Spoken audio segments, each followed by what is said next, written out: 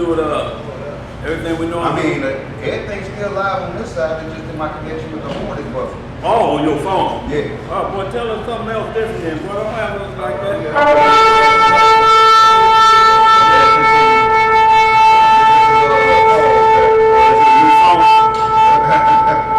No, that's the remix.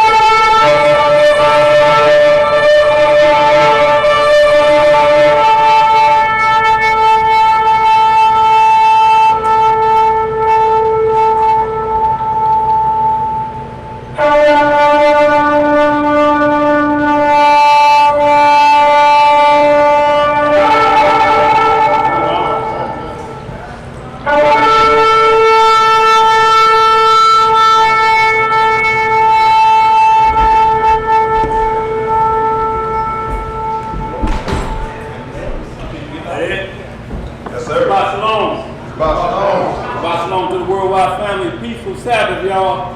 As we get about our business, y'all, we're gonna jump right into it.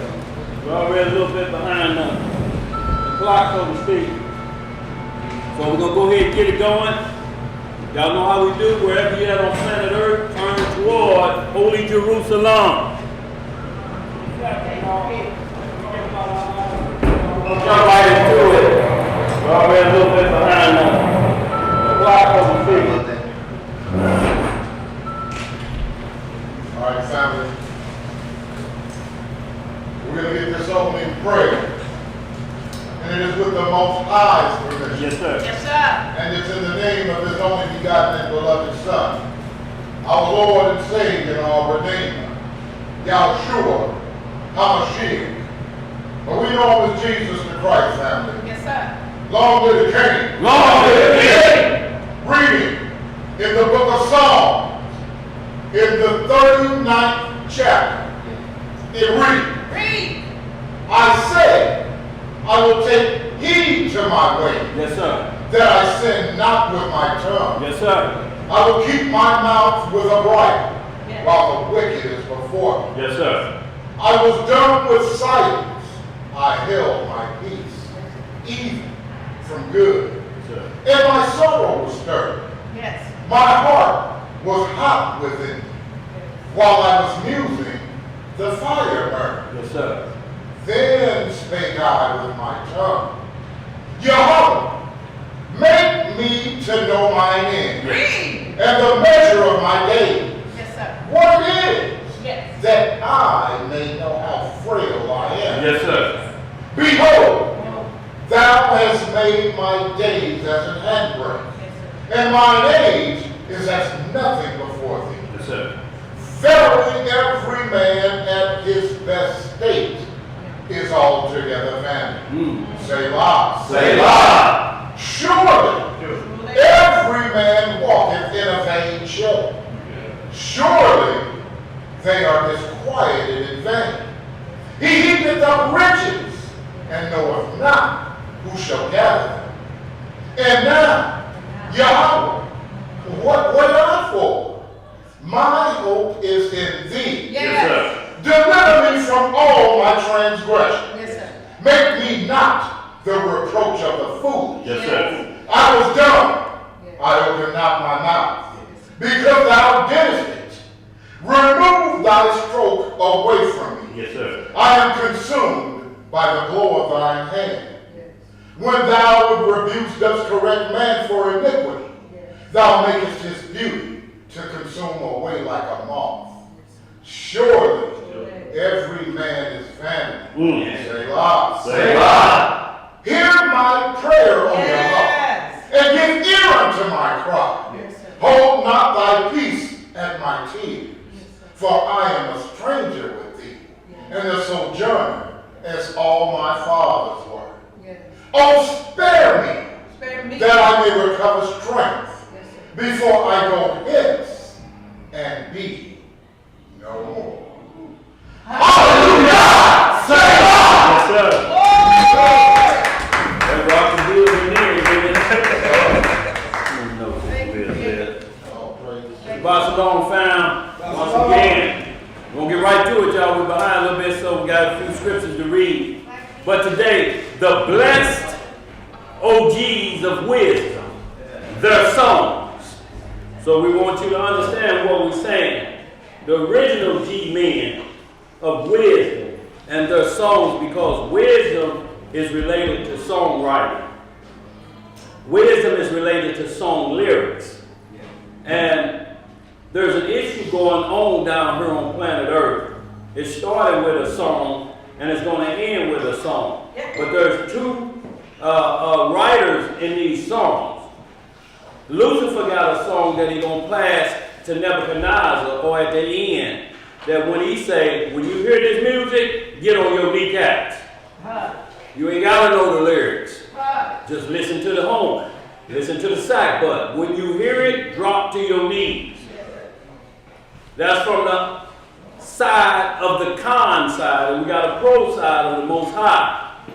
That when he say, when you hear the song, drop to your knees. The deal what we are not understanding is, all throughout these scriptures, there are certain books that are written as songs, but we only have the written lyrics, so we don't have the beat to it.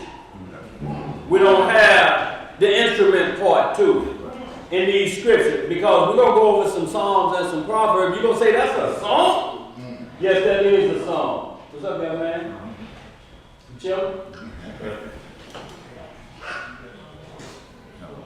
So y'all know how we get down today's lesson again. The blessed OGs of wisdom.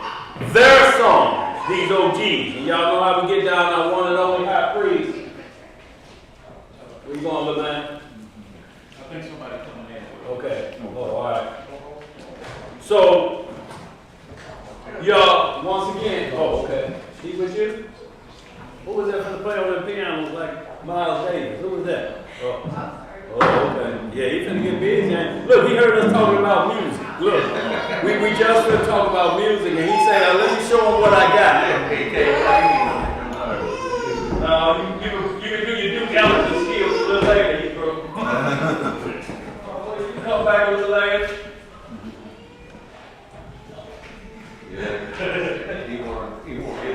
He want to hit some notes right off. But y'all, so once again, there are songs, and we're going to take a few individuals when we break this down. We're going to take the author of the Apocrypha of Sirach, his song. We're going to deal with Moses' song. We're going to deal with the Messiah song, and the two artists that we know the best, King David and his son, King Solomon, who were spiritual songwriters, and some of them actually played instruments as well.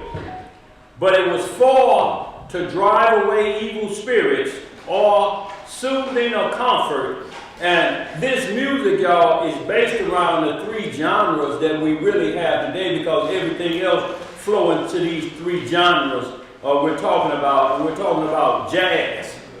Just music that lyrics are in the sound of the horn, right, the sound of the flute. Some people can listen to jazz and say, you don't hear the lyrics. Right. I don't. After two jazz songs with no lyrics, I wander off somewhere.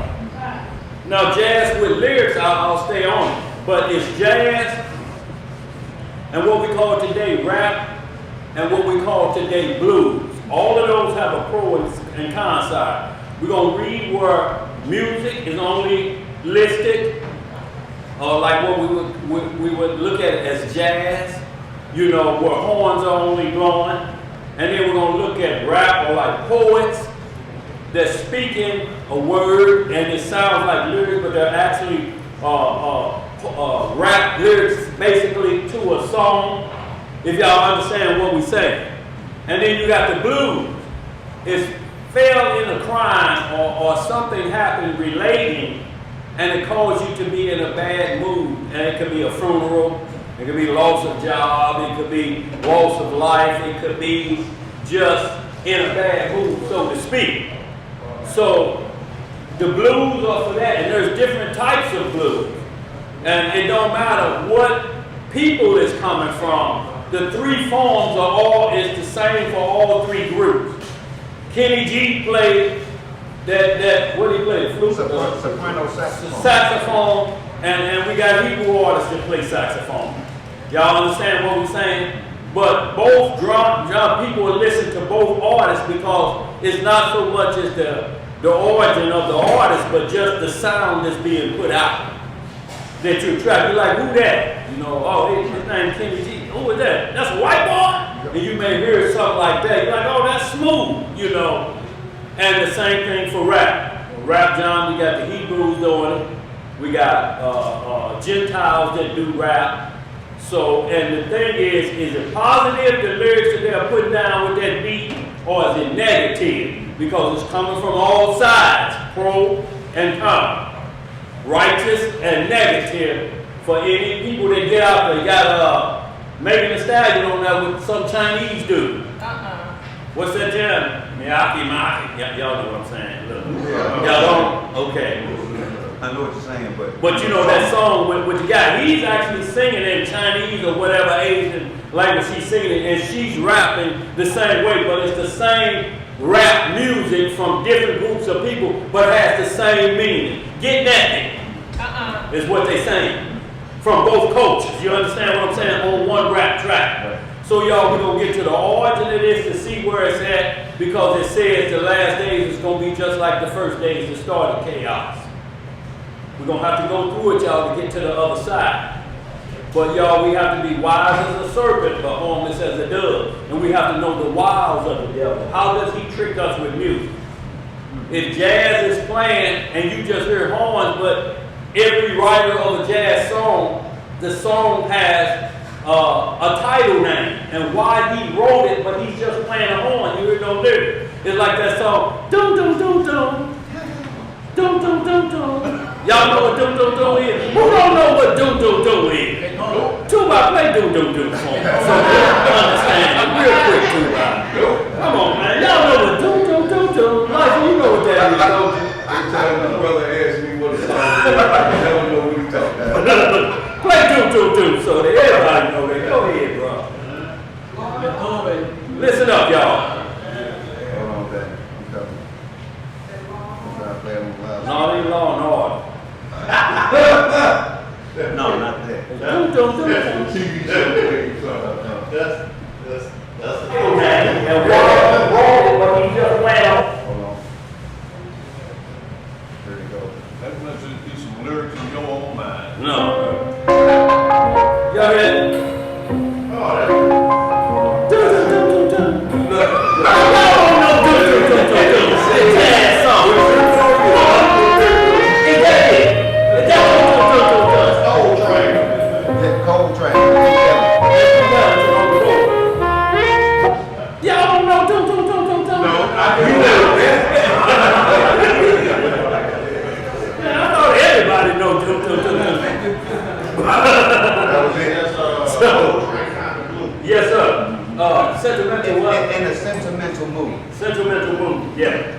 That's the name of it. So when he wrote that, there's no lyrics, but when the horn is the lyrics. Right. And he's writing to the music, and it gives us sound.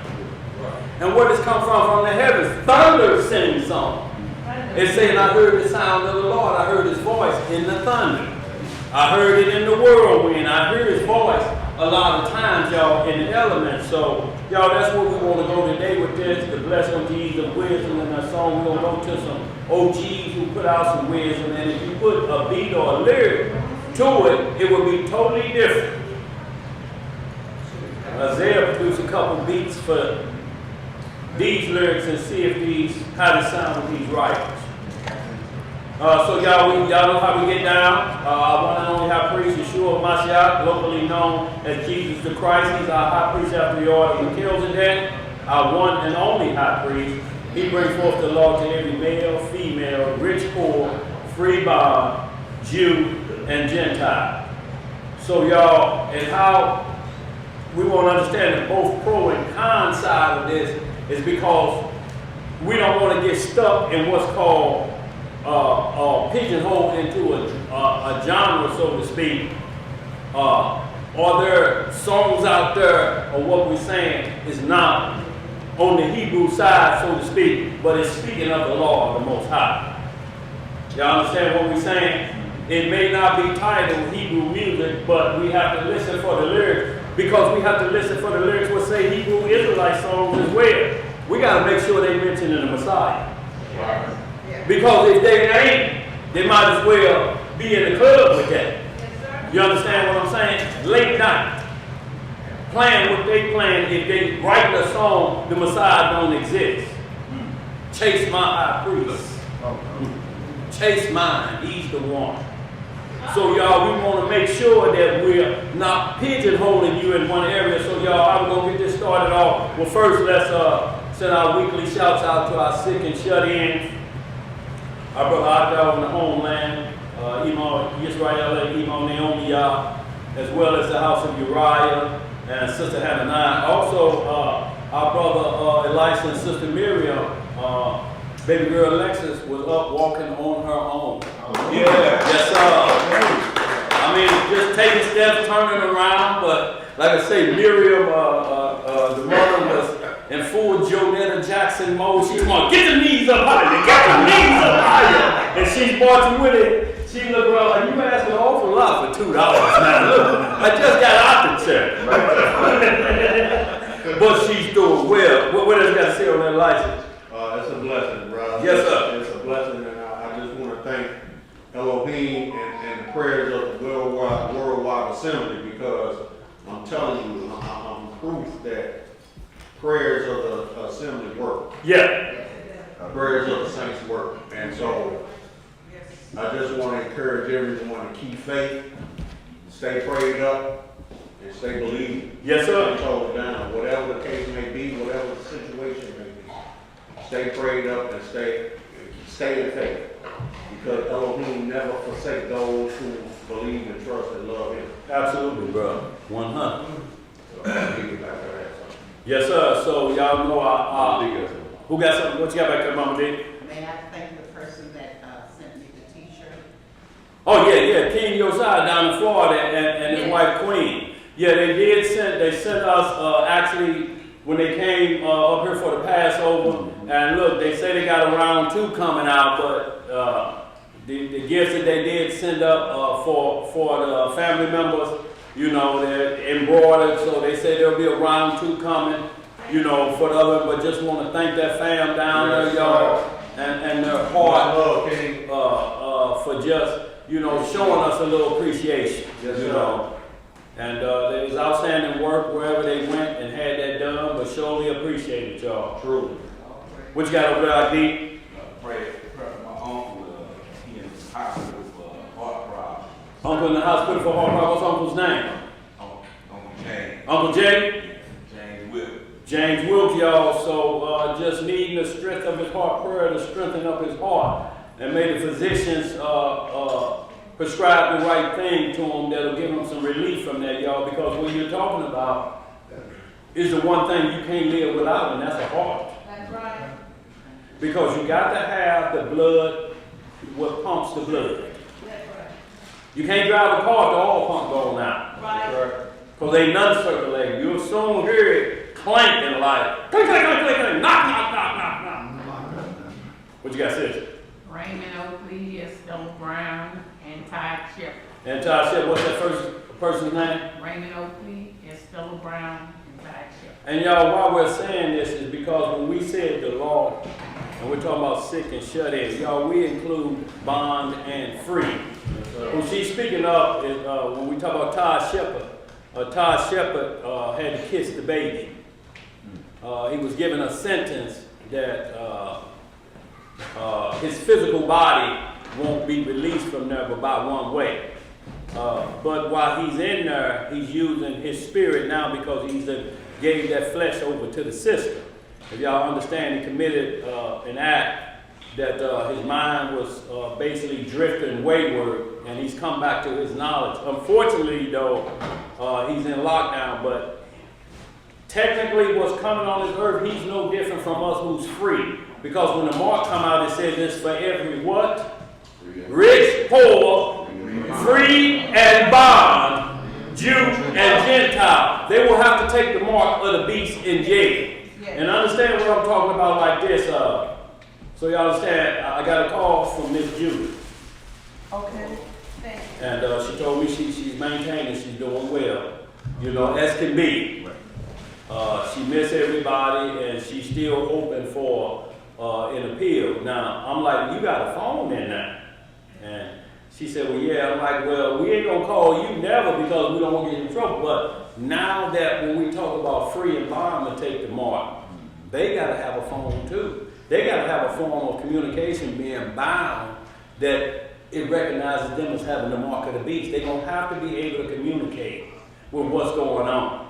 So if they come by with food in your jail cell, they're gonna be expected to see your mark, basically, or the internet connection that you're on board with them. Right. And they'll open your cell door up. Go ahead, Elijah. They can't be commissary without.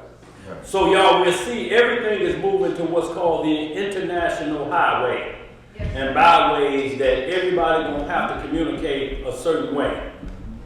And y'all, it's gonna be the only way to communicate. It's telling you there'll be nobody on earth that won't be able to buy, sell, trade, or communicate unless they have what we're talking about, the connection link, so to speak. What you got, Nerd? Yeah, I'm old school, so I always still have cash, but every time I go on vacation, all the spots say no cash. No cash. No cash, cards only, or use of your phone. Yes, sir. So I'll be out of luck a lot of times. I have to scramble to find something else with cash. Right, because you're old school, like you say, don't trust the electronics. Well, look, some places still say cash only, but they know you may not have the cash, but you know what they point to? There's an ATM right there. But there's a fee if you use it over there, and you have to still use the fee if you're going to pay to play.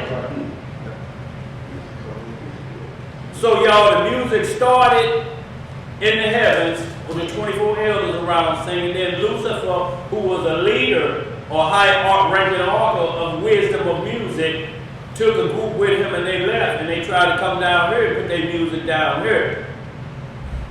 Well, their music is working pretty well down here and it's become a regular.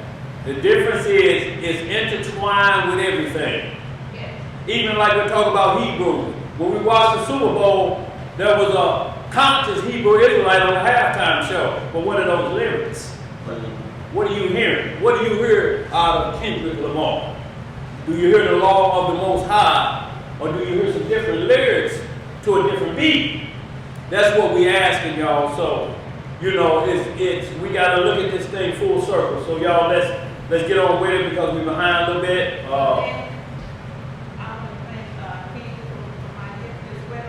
Yes, ma'am. Emo, yeah. Emo, thanks you as well, King and Queen, for the gift that you sent up here for them. Much appreciated, y'all. And to all our family that support the ministry and the network. So y'all gonna go ahead and get it going. We need to get it moving. Matthew 5:45, we're gonna start. Because we start with the Messiah because he's got a tune we don't have to know the lyrics to. And it's called Faith. Yes, sir. And y'all, when we're talking about both genres, a lot of times you're offered a contract. And in that contract, they say you owe us 2 songs. You can sing 8 of yours. So now what happens is the title of the song don't let you know if it's pro or con. You have to listen to the lyrics. And the song I'm speaking of is Musiq Soulchild called Love. If you're on the secular side or carnal minded, you only hear what you think is him talking about a woman. But what he says about this woman, that if you listen from that perspective, he's henpecked as hell. But if you listen to it from the spiritual side, when he talks about love and how it connects with faith, I went away from you. I did all these things. It's impossible to understand that that's talking about a woman. It's like Songs of Solomon. Is he writing to a woman, or is it the Lord of the Most High half of Israel that he's writing? How do you see it? So y'all, we want to make sure that we understand the pros and cons of the music that's out here, because you ain't going to get away from it. I don't care what TV show you watch. I don't care what sport event you watch. They're going to have some music in there. And the music is to get you in tune, to get the vibes going. Yes, sir. To draw your attention, it's the beat.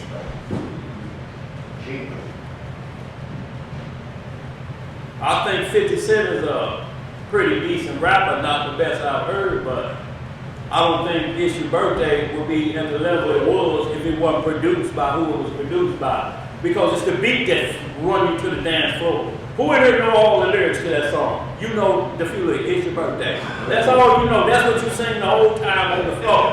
But it's that beat that got them shoulders moving in. Y'all understand what I'm saying? But look, David danced, so what was he playing to? Huh? Did David dance? Hands on his phone. Let's get at it, y'all. We good? Everybody good? Shalom, Mark. Good to see you again. Yes, sir. All right, fam, we're going to be reading in the book of Matthew, chapter 5. Start the reading in verse 43. Yes, sir. And it reads, Ye have heard that it hath been said, Thou shalt love thy neighbor and hate thine enemy. That's what we heard, y'all, when we was getting our cleaning up in Mount Sinai. Go ahead. But I say unto you, love your enemy. Do what? Love your enemy. Bless them that curse you. Do good to them that hate you. And pray for them which despitefully use you and persecute you. So the reason, and we'll look at this, and a lot of people say, see, that's that white man's book, telling you to love your enemy. But they don't understand the Bible, the lyrics of it, so they're dictating to you that side of the song that they don't understand. Because in the song, the lyrics are in Micah 7 and Matthew 10. The enemies are the foes of what? Your own household. So if you hate everybody in your own household, who you got left to love? Y'all understand what I'm saying? So that's why he's saying the majority of the time, you on the radio, it's somebody in your family you complaining about. That's why you have to love your enemy. Family members gonna come enemies before anybody. They the closest to you. They know the most secret. Yeah, I hear you with that Bible, but that don't stop what you did 2 years ago. See, they ain't gonna let you forget. And then, now we enemies, because I'm trying to prove to you that I don't do that no more. And you keep reminding me that, remember, you used to be like this yourself. The key is used to be. Y'all understand? Go ahead, brother. Verse 45. Yeah. That ye may be the children of your Father which is in heaven. For he maketh his sun to rise on the evil and on the good. So this morning, the Klansmen that may have been involved with 3 killers of some Hebrews, did the sun come up on him this morning? Was he able to open the window and let some cool air come through? If he growing crops, is the sun providing the same energy as it for those who are righteous? Yes, sir. Okay, go ahead. And sendeth rain on the just and on the unjust. For if ye love them which love you. See, if you just love them which love you, go ahead. What reward? Not even the publicans the same. So everybody loves their own. He's not telling you to mix and match with nobody. He's just saying, we was on Matthew 5, right? No, I was still reading the 7. Okay, go ahead. No, we'll finish that. All I want you to do is see the war, the enemies of the household of Benjamin, but because it's about the influence of the devil on a tribe. Y'all understand? And it's that same do as thou wilt attitude with the Benjamites. We don't care what the law says. This is how we feel about it. This is what we want to do. So y'all, this is why we have to make sure before we point fingers at anything, we done our homework on our history. Y'all understand what we're saying? Right. Because if somebody brings this up to you, you ain't got no clue. And you hollering Israelite is the gospel. Israelite is not the gospel. Israelites spread the gospel. Yes. The gospel is good news. It ain't no good news if an Israelite is spreading bad gospel, is it? What's the good news in that? That means that that's a Pharisee full of leaven. Okay, so y'all, last we left off It's speaking on the Messiah, Matthew 5, telling us the enemies would be the foes of our own household. So the songs, y'all, are going to be the songs of our own household. We have a problem with what's called drill rap, don't we? Who is drill rap affecting? Who? I'm talking about what nation are the youngsters? Okay, so that rap is causing a problem for us, a death cause, ain't it? Yes, sir.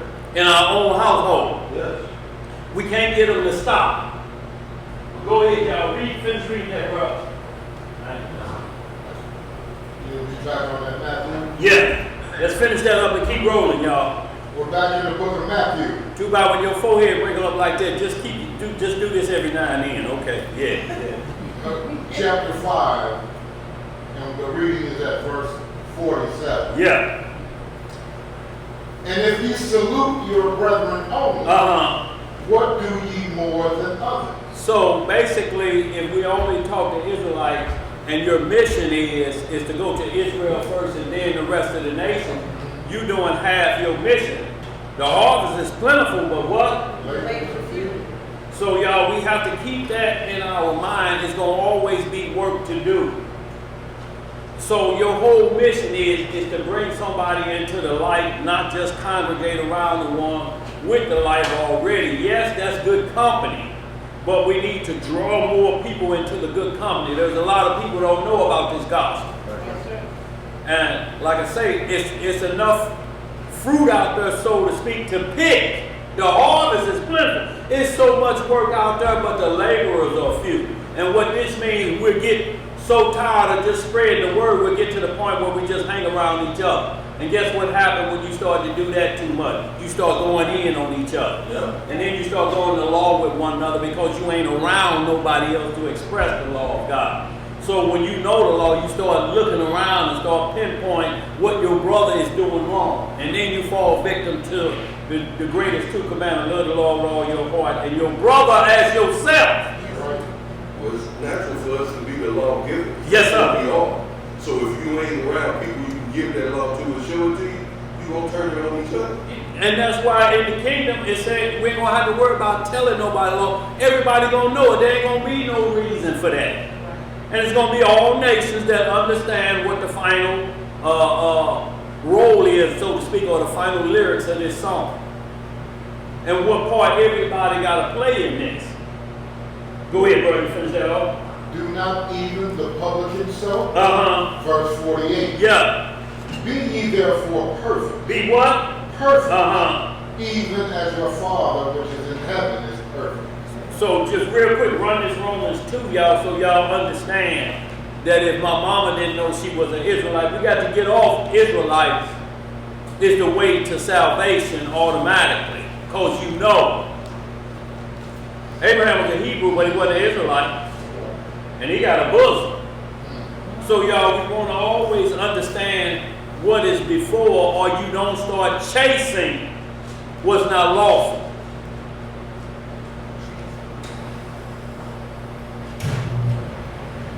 So Romans 2 and 9, and let's just read down to 15.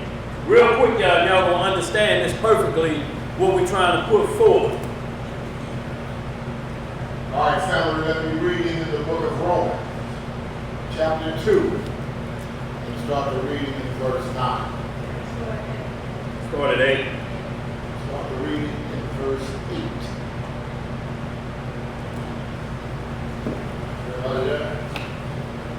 Oh, that's good. What's up? And it reads. That's good. 7. Start the reading in verse 7. Yeah. All right, family. Romans chapter 2 and verse 7. What it say? To them who by patient continuance in well-doing seek for glory and honor and immortality, eternal life. Yes, sir. But unto them that are contentious and do not obey the truth, So arguing and fighting all the time, contention about the truth. Go ahead. but obey unrighteousness, indignation, and wrath. And this is what you'll see a lot in Israel. We warn with each other about disobedience and unrighteousness. Oh, this doctrine is the truth, but they keep running back to the Bible. See, they need the Bible to draw you in, but to go to their wickedness. That's what they use it for, even like the book of Eli. The guy say, man, all these books out here, what's so important about this book? He say, it ain't for you to know all that. I just need the book. He was wanting to use it to control the people.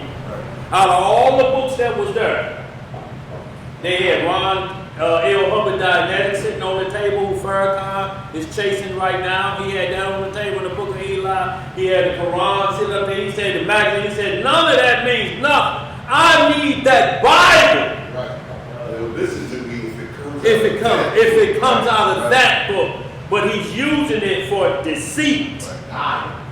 Let's get some more. Verse 9. Yeah. Tribulation and anguish upon every soul of man that doeth evil. Only the white man. Of the Jew first, and also of the Gentile. So you see how, as much as we talk about Israelite and carrying the law, you better be able to keep the law. You better be able to die trying, because he gonna get you first. Yes, sir. You can't break it and then point your finger at somebody of another nation and don't think you're going to get none. Right. Well, they owe us for slavery. I shouldn't get none. You ain't gonna get to see that. Boss, right here. Verse 10. Yeah. But glory, honor, and peace to every man that worketh good. To the Jew first, and also to the Gentile. You said never to the Gentile? To the Jew first, and also to the Gentile. So y'all understand that now why we just hang around Israel, only Israel to get it, and the word is to take the light to who? To the Gentile, to the nation. They have to understand who you are. They have to come to accept it. Go ahead, what else to say? Verse 11. Yeah. For there is no respect of persons with Yahweh. Y'all understand that? So what did that mean for Israel? If there's no respect to person. He just showed us tribulation and anguish to who first? Go ahead. Verse 12. Yeah. For as many as have sinned without law shall also perish without law. So this tells you that law reigns supreme even if you break a law because you don't know it. It's still the law. It reigns supreme because when you were built, when you came off the assembly line, so to speak, of the Most High's creation, it had check engines in you to warn you of good and evil. That's in you. It say we choose good or evil. That's a free will choice that we do, and it's in you to do it. You know, so he's not forcing you to do right. He's saying it's your duty. You got to figure out what's best for you, that you end up over here. The whole duty of man. Go ahead, what else to say? And as many as have sinned in the law shall be judged by the law. Y'all see that again? So if you know the law, that's going to be your judgment stick. Without the law, he's going to explain to us why the law still exists, even if you didn't get it. So we have to understand now, well, our parents couldn't read or write. So is that a problem for them? No, the Most High knew what he was doing when he put us in captivity. He knew that he's saying, if y'all can't read it, y'all gonna see it. Let's get some more. What to say about that? Verse 13. Yeah. For not the hearers of the law are just before Yah, but the doers of the law shall be justified. Y'all see that? The doers of the law. You can hear it all you want, but you're gonna have to perform a task. Go ahead. Verse 14. For when the Gentiles which have not the law. Is that a true statement? Yes, sir. Go ahead. Do by nature. Do by what? By nature the things contained in the law. These, having not the law, are a law unto themselves. Because nature was set up before mankind. Right. Third day, fourth day, right? Man came on the sixth day, didn't he? Yes, sir. So it was already set up. Everything is already in place for you to get here, so you have access to it. He's covering everything. If we lose a calendar, how we gonna know what day of the month it is or how to do a feast day? If the internet went down. Sun and the moon. Sun and the moon, exactly, because ain't no internet connection on them. So now you gotta know how to count from the moon. From the beginning, what is the beginning, what is the middle, and then how do you count so you don't lose track? Y'all understand? And not only that, but if you happen to lose track that way, then he say, I'm going to put seasons on you to help you out. At least you're going to find out how long I've been here. I've been here 3 falls, I know, because I seen leaves fall 3 times. So I got here in 2020 and I've seen 3 sets of leaves falling since the power went out on everything. It's 2023. Y'all understand what we're saying?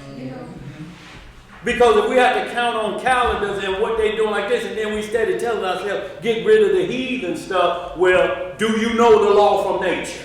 Come on. Do you understand it from that perspective now?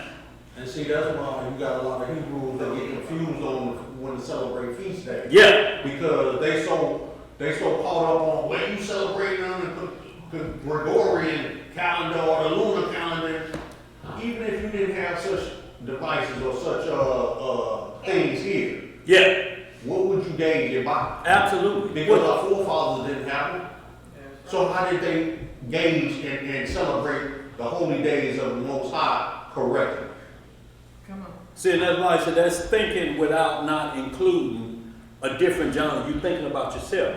That's what it's called, selfishness. It's like people that do the flea doctrine now. You got to get out of America, but they ain't got no plan for the people that's in jail on a free case. No plan for them. So how do they get out and join us? If you're saying it's commanded by the Lord, and I'm on a free case in here, I didn't do nothing wrong. I'm free cased up in here. How do I get on your plan and your program? Well, see, your program going to require the Lord to come back and intervene and save you. Well, why won't I just wait here? Right. And have them intervene on me too, because I'm on the outside. You understand what I'm saying? That's how you know when it's selfish doctrine, when it don't include free and bond, male, female, Jew and Gentile. If it don't include all of that, it's not part of this program. Come on. Somebody's going to be left out. Somebody. Let's get some up. Verse 15. Yeah. Which show the work of the law written in their hearts. Their conscience also bearing witness. What's bearing witness? Their conscience also bearing witness. And this is what we're talking about, what you were equipped with that lets you know right or wrong. When you, back in the day, this late 70s, mid-late 70s, what told you not to walk down the Steakhouse Alley after sundown? I'm talking about the old steakhouse. I'm not talking about the cleaned up version right now. I'm saying something told you, no, I'm going to walk around the olive and just take the long way around. That dark, lonely alley. That something tells you, when you feel cold jump upon you, like, man, something feel wicked around her. Right. Where do y'all think that's coming from? And then that alley was only like 20 feet. That's all it was from here back there to OG. Oh, it's only 20 feet. But it's just for those dumpsters sitting right there. Anything happened in the 20 feet. Let's get some more. Go ahead, bro. And their thoughts, the meanwhile accusing or else excusing one another. Yeah. In the day when Yah shall judge the secrets of men by Yahweh Mashiach, according to my gospel. Verse 17, did hit that. Behold, thou art called a Jew, and restest in the law, and makest thy boast of Yahweh. Go ahead. And knowest his will, and approvest the things that are more excellent, being instructed out of the law. Being what? Instructed out of the law. So y'all read the rest of that, but y'all, law has to be instructed. That means it has instruction. The law breaks down everything. It breaks down every spiritual gift so you don't have to guess. You know, and we're talking about 2 sides, pro and con, and things that are right has a pro and con side. Like we were speaking with Sister earlier, we talked about water intoxication. It said, all throughout the Bible said water is life, right? Yes. What makes water death? Drinking too much and too fast. Too fast, or you consuming too much for your body weight to handle. So what it starts to do is flush out all of your potassium. Well, potassium stops you from cramping. Right. Stops your muscles from cramping. Right. What is the heart? A muscle. A muscle. So if you keep drinking water of life and it stops your heart, so to speak, or if you look at natural water versus spiritual water, you're going to have a problem. 8 glasses of water may be too much for me versus somebody that's 50 pounds heavier than me. They probably consume it. I have to schedule according to my body to where it comes back. And I may say, well, I can only drink 5.5 glasses of water. So we have to be careful of what they just keep putting out on the internet. Now they telling us how to ball or eat. Then they tell us how to microwave macaroni. You know, they keep telling us how to cook and do things. We have to learn and adjust for yourself. Everybody ain't the same. Everybody body don't respond the same. You have to know your body. You do. Because that's the first thing the doctors ask you, don't it? What's hurt? Over here. What caused that? Hell, doctor, I don't know. That's why I'm here. That's the one thing we do, and we think the doctors are at fault. No, you just told them, I don't know. You know what it is because the Most High lets you know what it is. You just don't want to say. You just don't want to say because you don't want to believe that because it may be some punishment behind it. Like tornadoes. White folks know when those tornadoes don't come in the projects, that what this may be, they just don't want to accept God may be punishing us for something. I don't want to believe that. Not this house that we just bought and built from the ground up may be destroyed here inside of 5 minutes. God couldn't be angry, could he? Because they go to church, they Christian. Yeah. You finished that. We're good on that, y'all. So let's get right back at it. President, Yes, ma'am. question real quick. So what about, so I understand where you're coming from right now. What about that one that is in balance and it's sick with our bodies? Like when we go past 7.5 alkalinity, a lot of times the average person, what they give us here, this is not alkaline. Uh-huh. To the point. But when we go to a certain point when you're fasting, I'm just saying, Right? when you're fasting, and I've heard of people who go with just a 9.5 or 9.8, and then they're just having those nutrients in their body and holding that potassium. And they're holding that which is good in their bodies, but they're not taking it out, but it's the nutrients that go in. But I understand. Well, what let's you're saying. understand where you're speaking from, Demar. Who are you speaking to? You're speaking to the free. Gotcha. That I would be able to go to Home Food and buy alkaline water. I go to Snooks and buy, but if I'm in a penitentiary, what store I'm going to? Drink out of box. Maybe drinking out of where? Maybe drinking out of the toilet anymore. You get thirsty enough. Gotcha. Because there's a toilet in your cell and a sink that may not work all the time, and you need water. So this is what I'm talking about. Everything we speak about the gospel must include everything and everybody in it. There's certain positions for everybody and everything in it, but if your program does not include the free or the bond or the Jew or Gentile, your program has some selfishness in it. And that's what we have to understand because we're not taking into account where a person can end up on a free case. And that's why the Most High is constantly saying that He's a spirit, and all of those that worship Him must worship Him in spirit and truth. Because the living water is a spiritual Yes, sir. thing, not a physical thing. Yes, sir. Flesh. So if you're not understanding the spiritual water, then the fleshly water won't matter no way. You know, it's going to keep you regardless of how well. It's just like even if your diet is an excellent diet. Yes, sir. If there's no faith in the Messiah, your diet is vain. Right. You know, like Wisdom of Solomon, I think chapter 12 says that Yeah. regardless of all the herbs and things that you take in, if you don't have faith in Messiah, Yeah. then it's in vain. All the way good herbs and that good diet you bring it, because your body is going to die anyway. Yes. The flesh is going to die regardless of how much good you put into it. But if you didn't put Messiah in it, everything you put in it is no good. Yeah.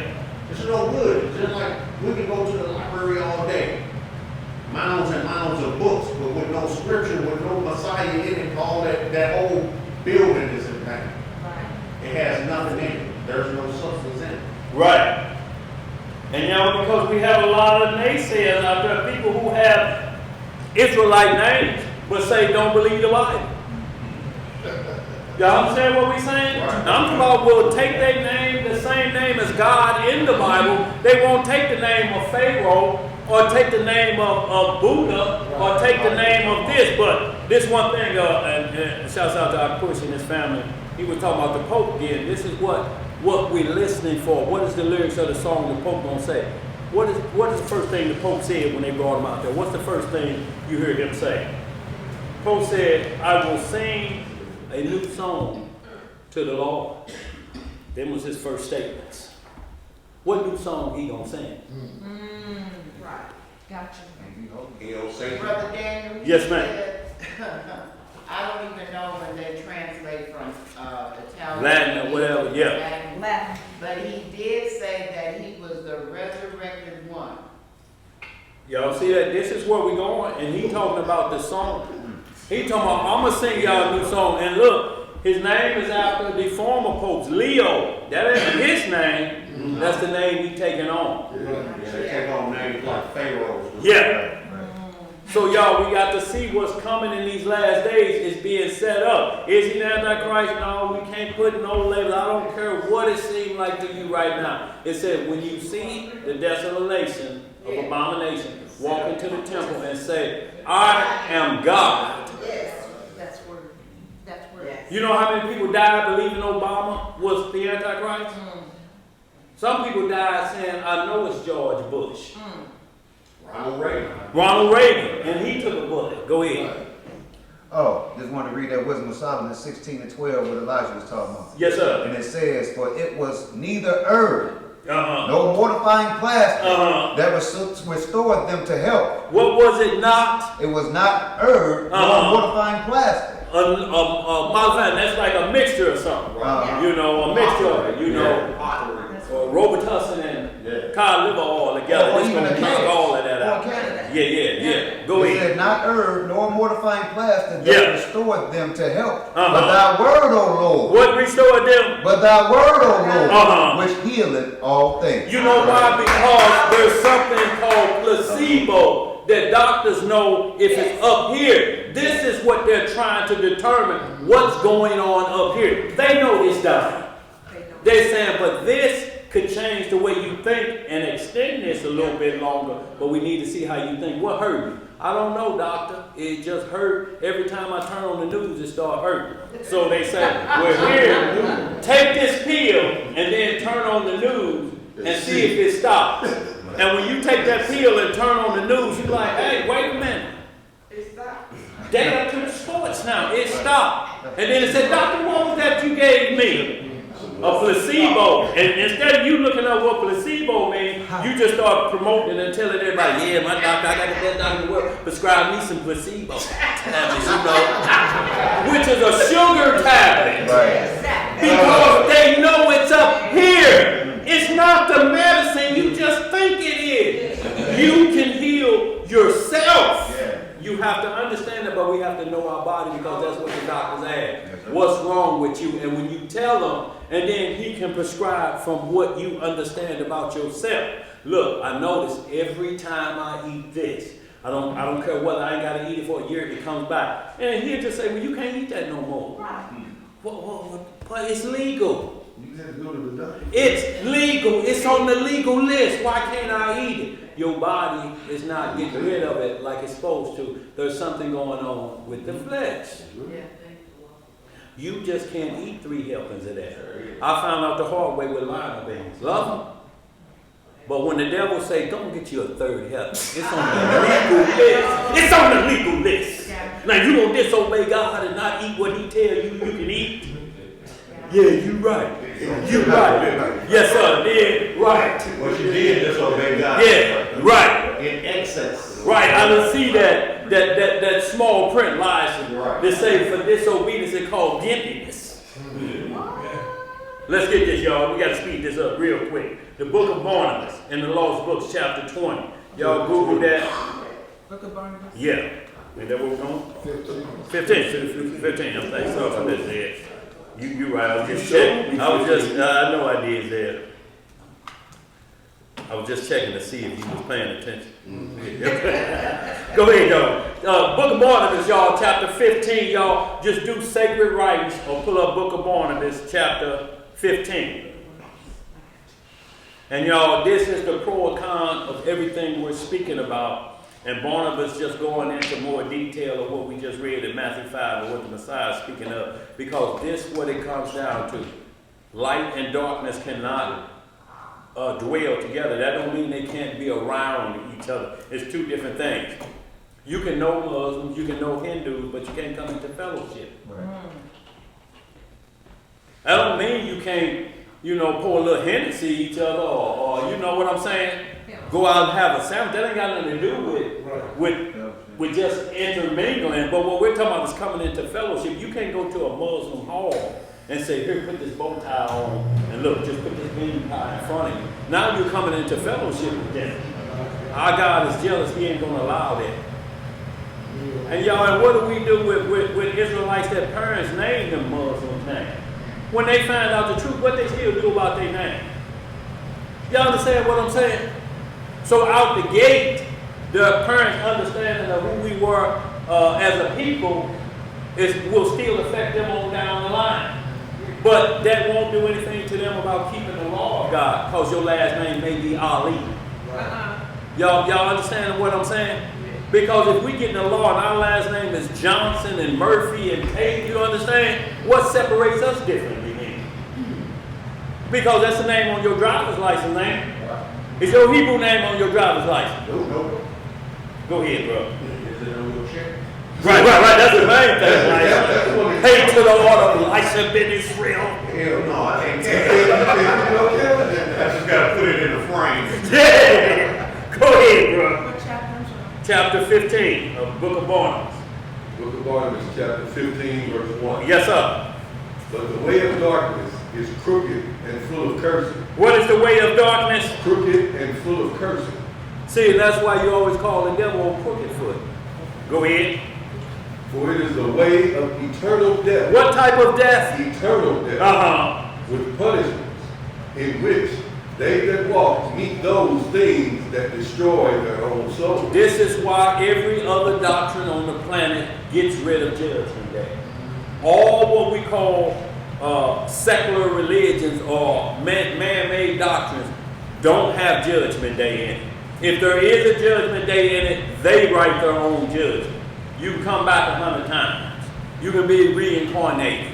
But the things they throw out there to you make you keep going on in your bad behavior because there's nothing that make you repent. Oh, you can just come back and get that straight on your next lifetime. What if I want to do it again? But see, the only problem, yeah, right. And the only problem is though reincarnation. You can come back as anything. It don't matter. You come back as a German Shepherd. Once you, reincarnation and resurrection are two different things. Resurrection is coming back in the same body. Reincarnation, you can come back a different way. Somebody go get a German Shepherd from the pound, and next thing you know, man, that sounds like Uncle Duke. When he howled. They're like, Duke, Uncle Duke used to howl just like that when he was on that R&R.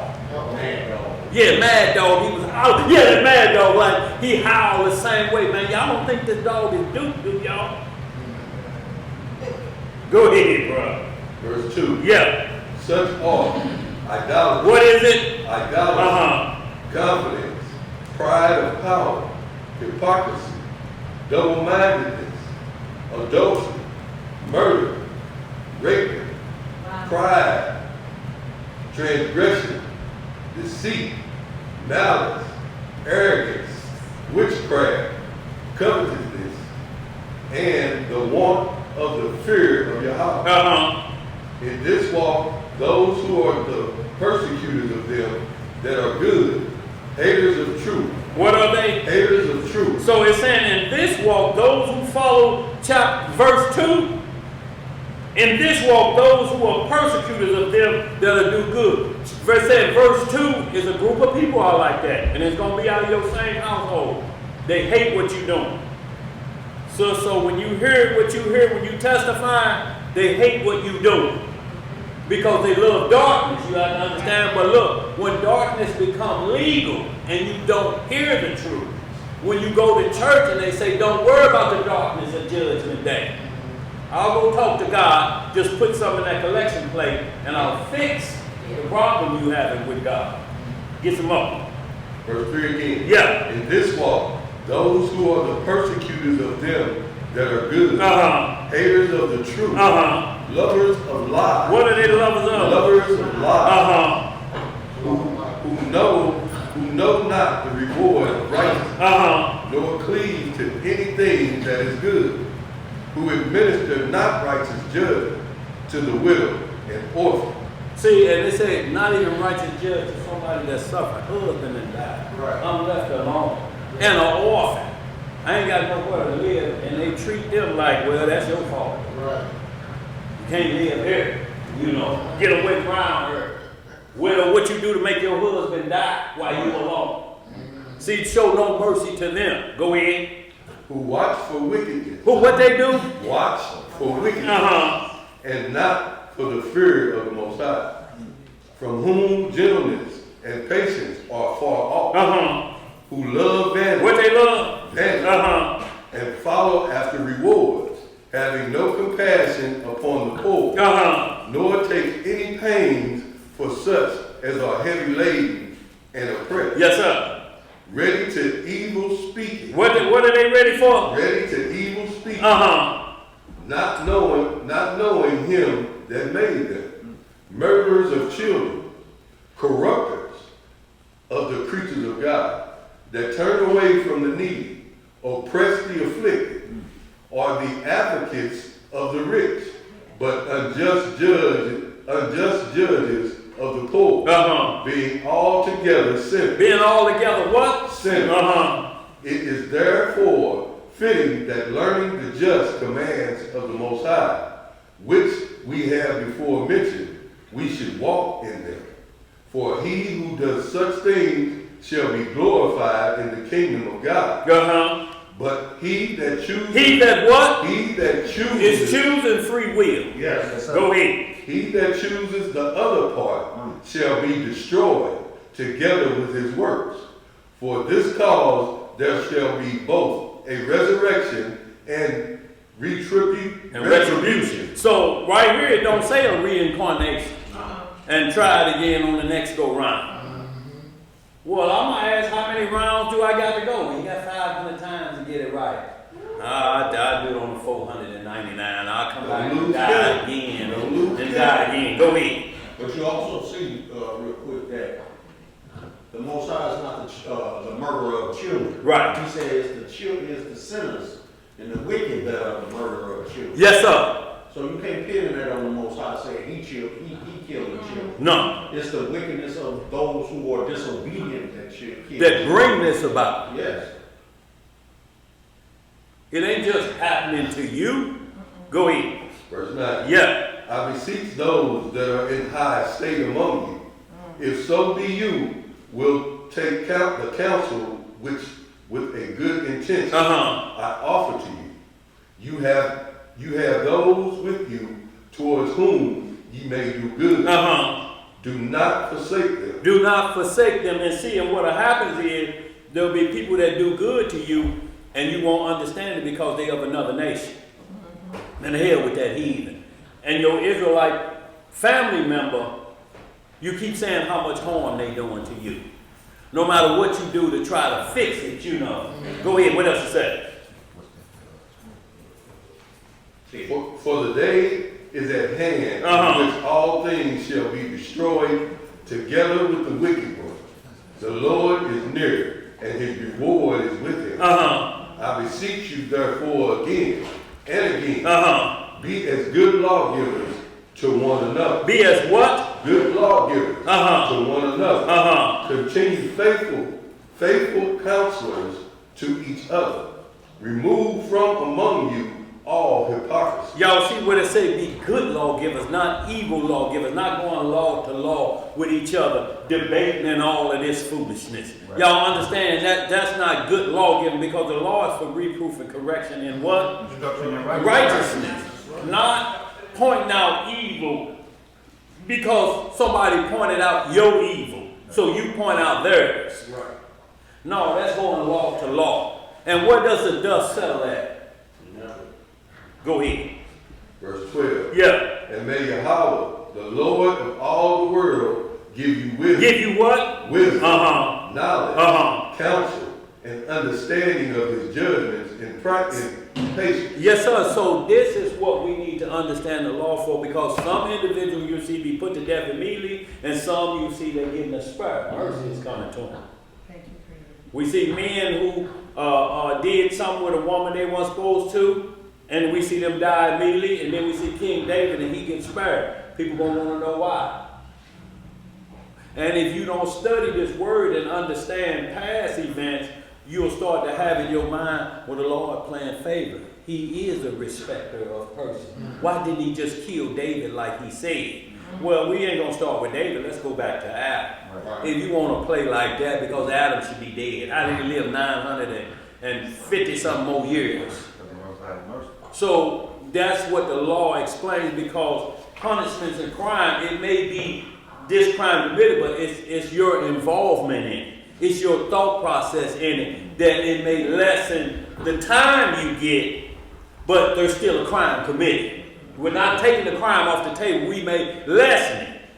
Now, you saw them with the pistols and the ski mask, and when they said, give us a ride, and you ask them, where y'all going? We know it ain't to work with a ski mask and a pistol. And then they say, just pull up in front of Bank of America. Right. Y'all understand what I'm saying? You know, so, like when that don't drink the juice in the hood, and when he took that driver's test, he said, make a right turn there, and make another right, and then he went into the bank, I'll be right back, and you can hear the alarm going off, and then he tell him, drive! He got his license then. That way! Go ahead. Verse 13. Yeah.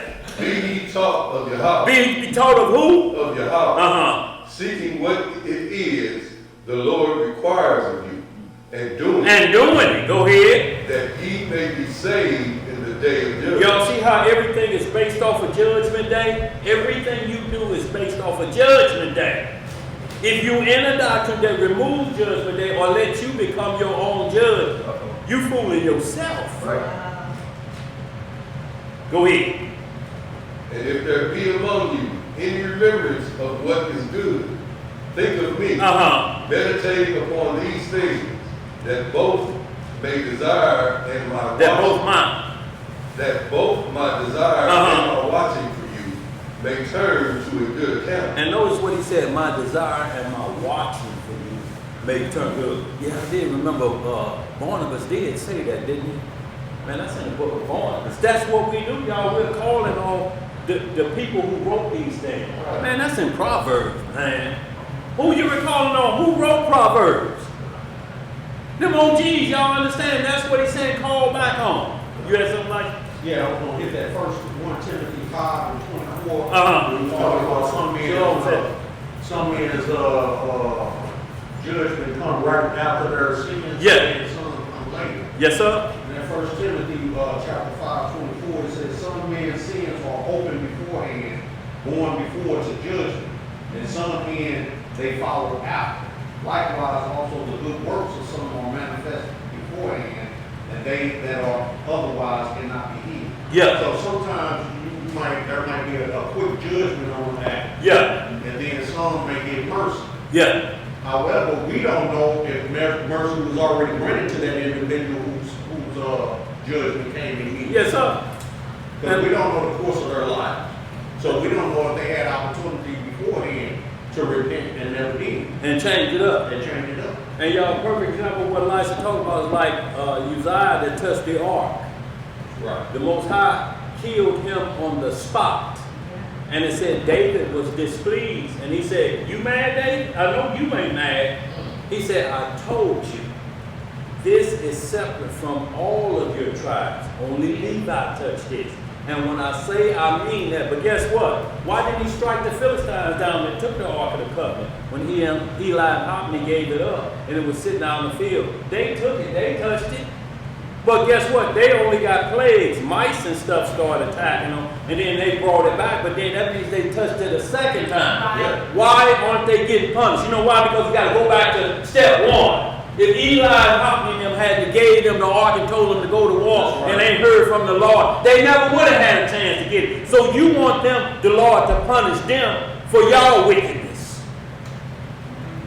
You understand what I'm saying? It's like they want America to be punished for our bad behavior in Jerusalem.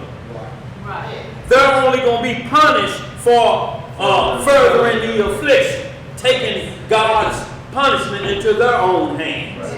Now you've crossed the line. I didn't tell you to do that with them. But if we blame them for captivity, then what are we saying about the Lord? He's not powerful to save. You let them heathens come in here and get us. But not only that, he's unjust in his punishment. Yes, sir.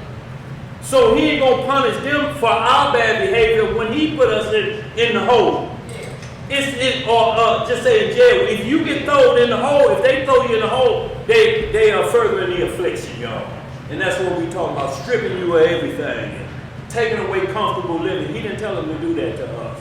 He said, hold them fast till I come and get them. Let them see how y'all live, and then they'll understand. I'm going to send you to a people that's acting just like y'all are. I'm going to send you to their land and see how they get down, since you won't play with them. Go play with them. Let's get some more. Verse 15. Yeah. I beseech you, I ask it as a favor, whilst you are in this beautiful tabernacle of the body, be wanting in none of these things, but without ceasing, seek them and fulfill every command. And do what? And fulfill every command. For these things are fitting and worthy to be done. Wherefore I have given the more diligence to write unto you, according to my ability, that you might rejoice. Farewell, children of love and peace. The Lord of glory and of all grace be with you, be with your spirit. Amen. See, so he's saying, he's offering that final thing if you keep the commandment and keep faith in it. And you can't get that peace to nobody. See, once you say the Lord know my heart, then that means which way are we going? Right. What is the way of your heart? That should be the next question you ask. What is the way of your heart? And you have to listen to him. Well, man, I don't believe that Bible, man. Okay, yeah, well, you're absolutely right. He know that. He know you made that choice. Right. So the outcome may not be what you expect. You don't get to control the outcome. Your choices you make, but the outcome of those choices are in the hands of another. Let's speed this on up. Where we at? We're going to Adam and Eve, chapter 20. Y'all, we're gonna scroll right through it, so we can get lined up to the OGs we speaking of. And these OGs are we spoke of the Messiah. We're going to speak of Moses singing, and David and Solomon singing, and Maskil. We're going to go through them and see how they sung righteous words.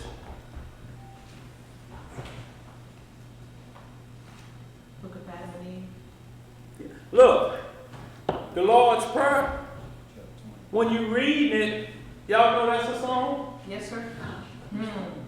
Well, we just quote it. But just think if you could sing it if you had the vocals. You know, so I don't. I just keep singing it. Go ahead. Yes, sir. Go ahead. Leave it up to Larry. Yeah. Go ahead, bro.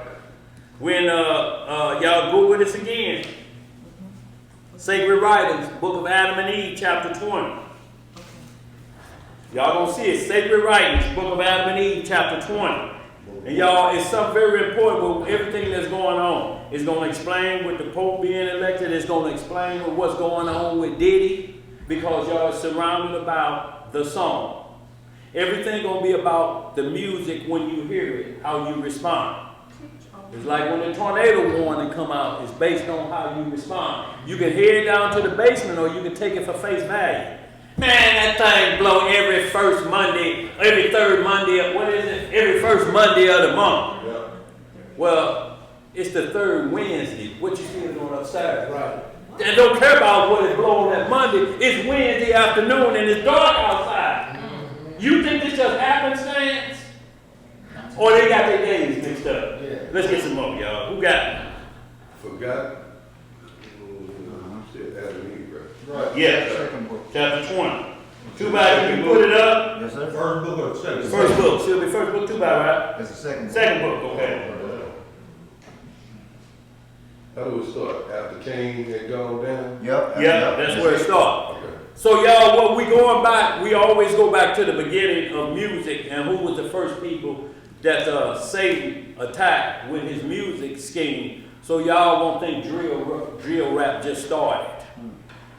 Drill rap was started with Cain and his crew. And what we're going to read is the same things that you see in the club, the same things that we're hearing about the after parties, the Hollywood after parties. Y'all, this ain't nothing started new. And Ganon just happened to be somebody that was multi-talented, and Satan saw it and jumped on it. And Prince. Yeah. Let's get it. How we looking, y'all? Y'all there? Got it.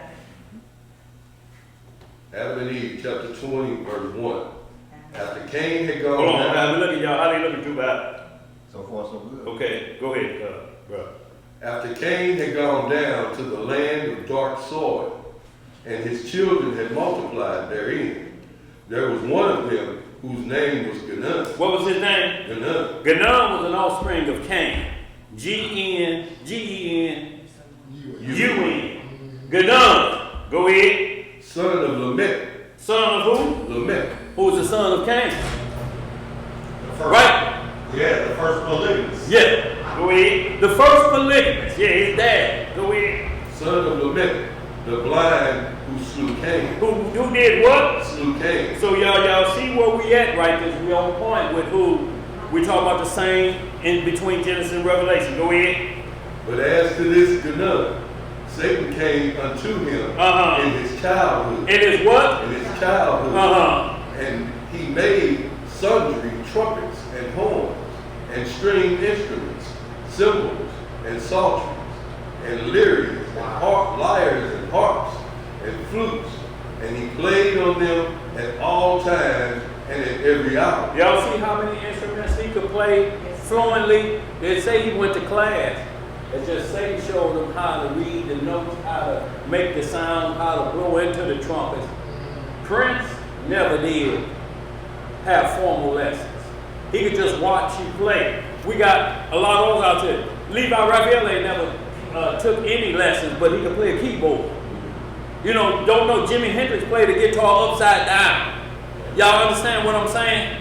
It's just where does that take you to after that when that gift of music is on you? Go ahead. What else you say? What you got, I Iman? just want to say real quick, my mom and my mother's side of the family, they only. Could you speak a little louder, Iman? Yes, my mother's side of the family only played by ear. By ear, right. That's what it's called, playing by ear, yeah. And they never picked up a music book or anything like that. Right. With family. And I was speaking of this, that we see it in our language all the time, but we can't put it together. If y'all ever watched that, who played James Brown? What's that boy name? Chadwick Boseman. What's his name? Chadwick. Who played James Brown? It's one of the best ones I ever seen. And when he's getting to them with the different instruments, they're trying to tell him, no, the beat ain't like that. He like, that drum's supposed to sound like the trumpet. That trumpet's supposed to sound like the drum. Now hit it on the one. And when they hit it on the one and you say hit this, it's saying we're playing the same song. Y'all can play a different song with your instrument. Everybody's instrument has to be on the one. And when they hit it on the one, y'all heard the jam out the dun dun dun dun dun dun. Y'all know dun dun dun dun. Yes, y'all do. He said ain't the name of the song there. Everyone in my genealogy, they would all, when they hear a musician, instrument, at any time, they would catch it the very first time and be able to play it. That's an outstanding gift, y'all. That's an outstanding gift that you can hear an instrument and it tells you what to touch and play. Right. And just even a piano to move both fingers at the same time. Right. You know, some people can do that. Look, this is trouble for me. Rub your stomach and pat your head at the same time. If you can't do that, you can't play the piano. You fooling yourself. But try it, and there's a lot of people right now doing like that. No, at the same time. Go ahead. Go ahead, bro. Verse 3. Yeah. And when he played on them, Satan came into him. What did Satan do? He came into them. So that from among them were heard beautiful and sweet sounds that ravished the heart. See, so Satan jumped inside of him. It's like when you see Santana, when you read the Rolling Stone magazines, that where he said he had never played the guitar like that, but he had took a hallucinogenic and he said it was playing by itself. He said it was just a different set of fingers moving up and down there. Y'all read about Santana in the Rolling Stone magazine when he said a servant had took over the guitar. He said he was standing there, but he said he felt no consciousness of moving his fingers up and down the slide level or how people play the piano. Satan overpowers you then. I say he don't even remember the performance. He don't even remember the performance, y'all. This is what we're talking about. That when Satan get a hold, Watch the video, he said, but he don't remember the performance. He don't remember the performance. go ahead.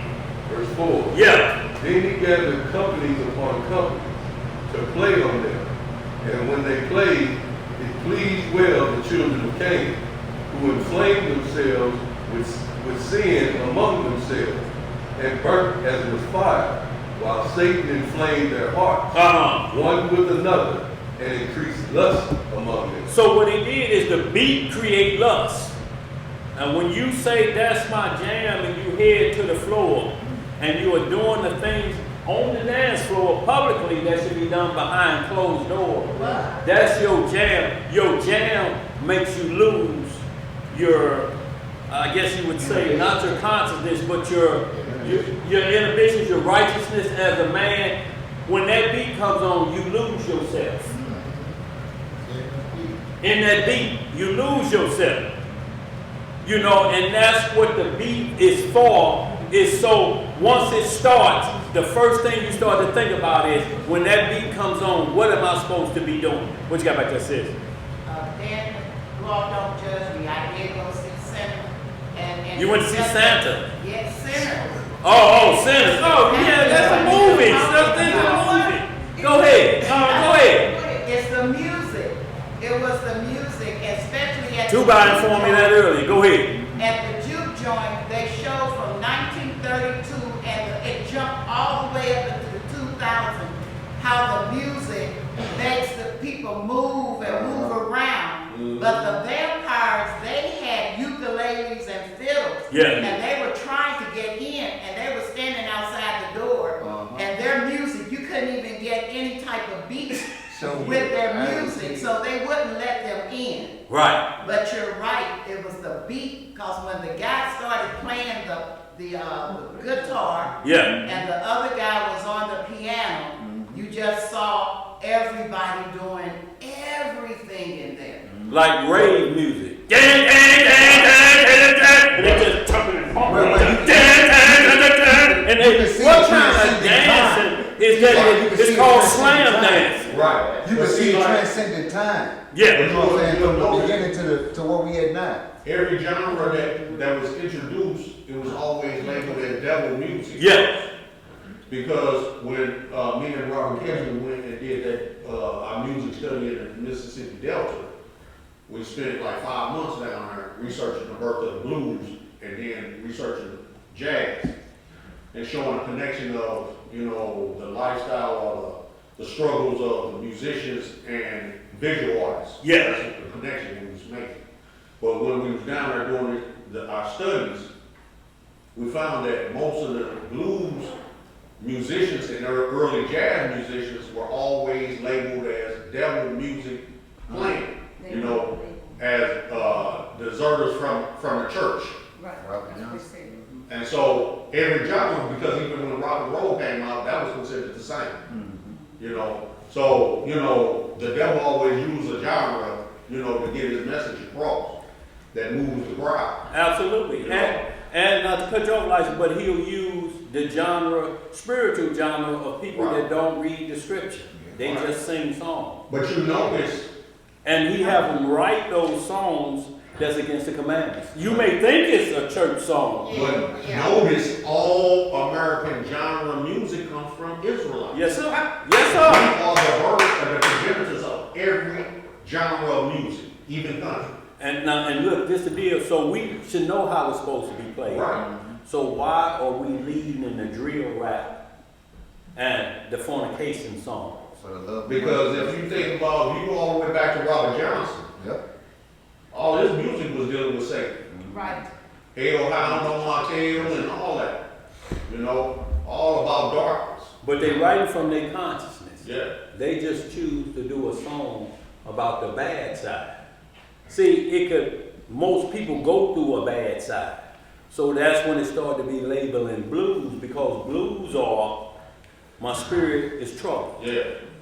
Voice of the troubled See, heart. Psalm 51 is a blues song.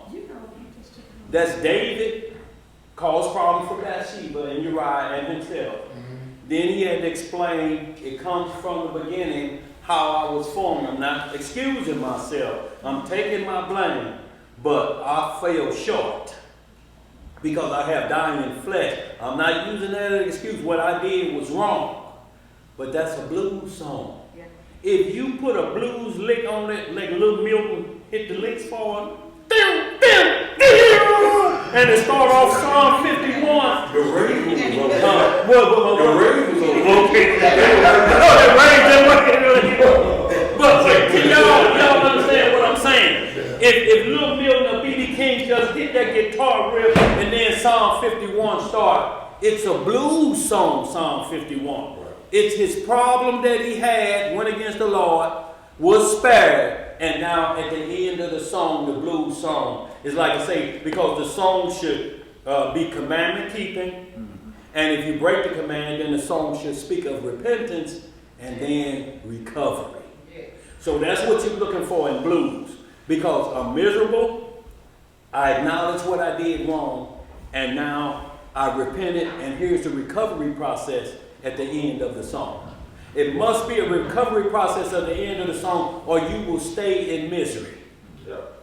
Every time that song come on, cheating in the next room, see, you can't be riding, and if anything like that happen, that song spurs bad energy, don't it? Yes, yes. Why you turn that off? Why you change the station on that? Huh? Why you change the station? Like, oh hell, just turn the radio off.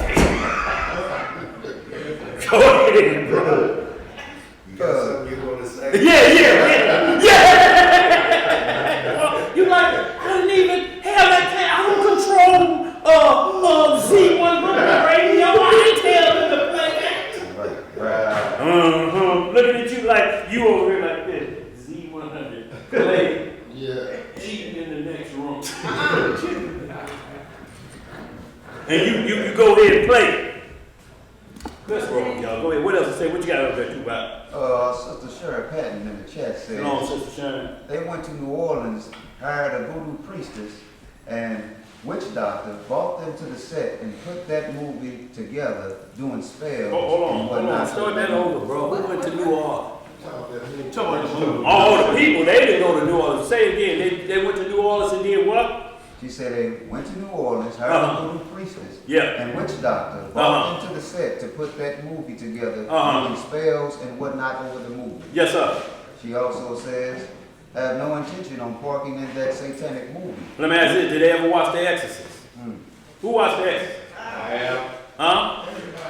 Well, you get the same talk about The Exorcist. You know why you don't get the same talk about The Exorcist? Because The Exorcist scared the hell out of you. The Exorcist had me terrified. Went to see it at the Fox Theater before they fixed it up at 12. Me too. Had me so stunned I couldn't leave. Boy. And when I got home, I'm waiting for Nerf. Nerf, a night owl. He don't go to bed till 2, 3 o'clock in the morning. He still got to get up and go to school.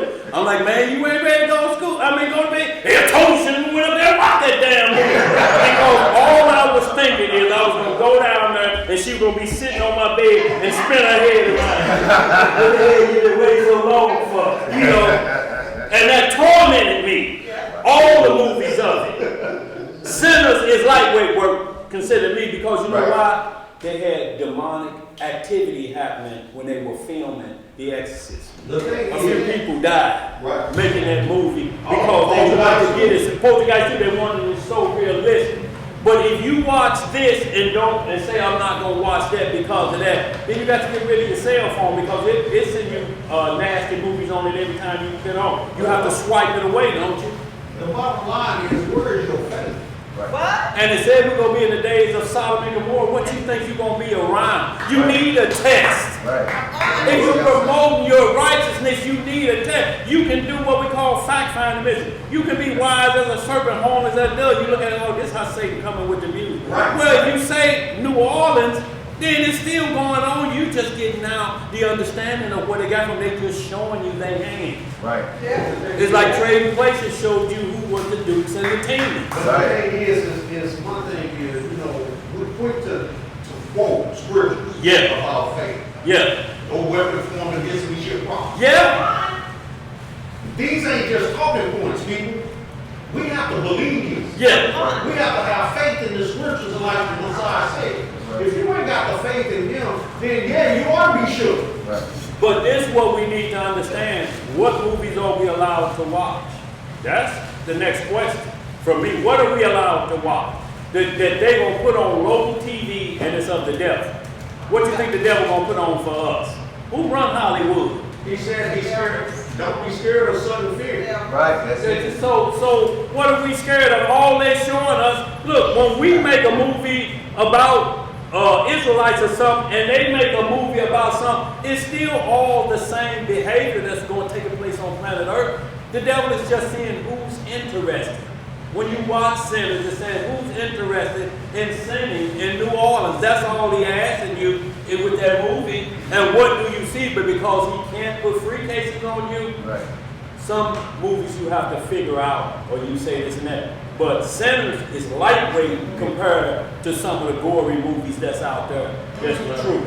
See, it may only be a movie, but it's just like the music, they carry a spirit as well. Well, let's talk about book reading. Let's talk about book reading. The book The Stand. That's right. Some people can read The Stand and it didn't affect them at all. Some get caught up in the spell that's on that movie, on that book by Stephen King called The Stand, and you cannot put it down.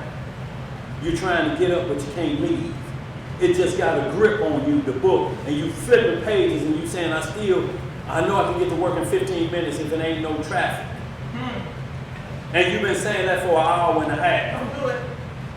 Let's get some more. What we at? Daniel, Yes, ma'am. and I was just gonna say, I wrote a song to the Most High before Uh-huh. I even knew about it. What's in your heart reaches my heart. What's in your mind reaches my soul. Okay. And it ended up, hey love, I know who you are. Right. And but anyway, and they made it out of something that, what is it, that goes from flesh to flesh instead Right. of What they call, what would they call that, that kind of music outside of church, what? Secular music, absolutely, secular music. See, they'll label it that, but the whole deal is the lyrics.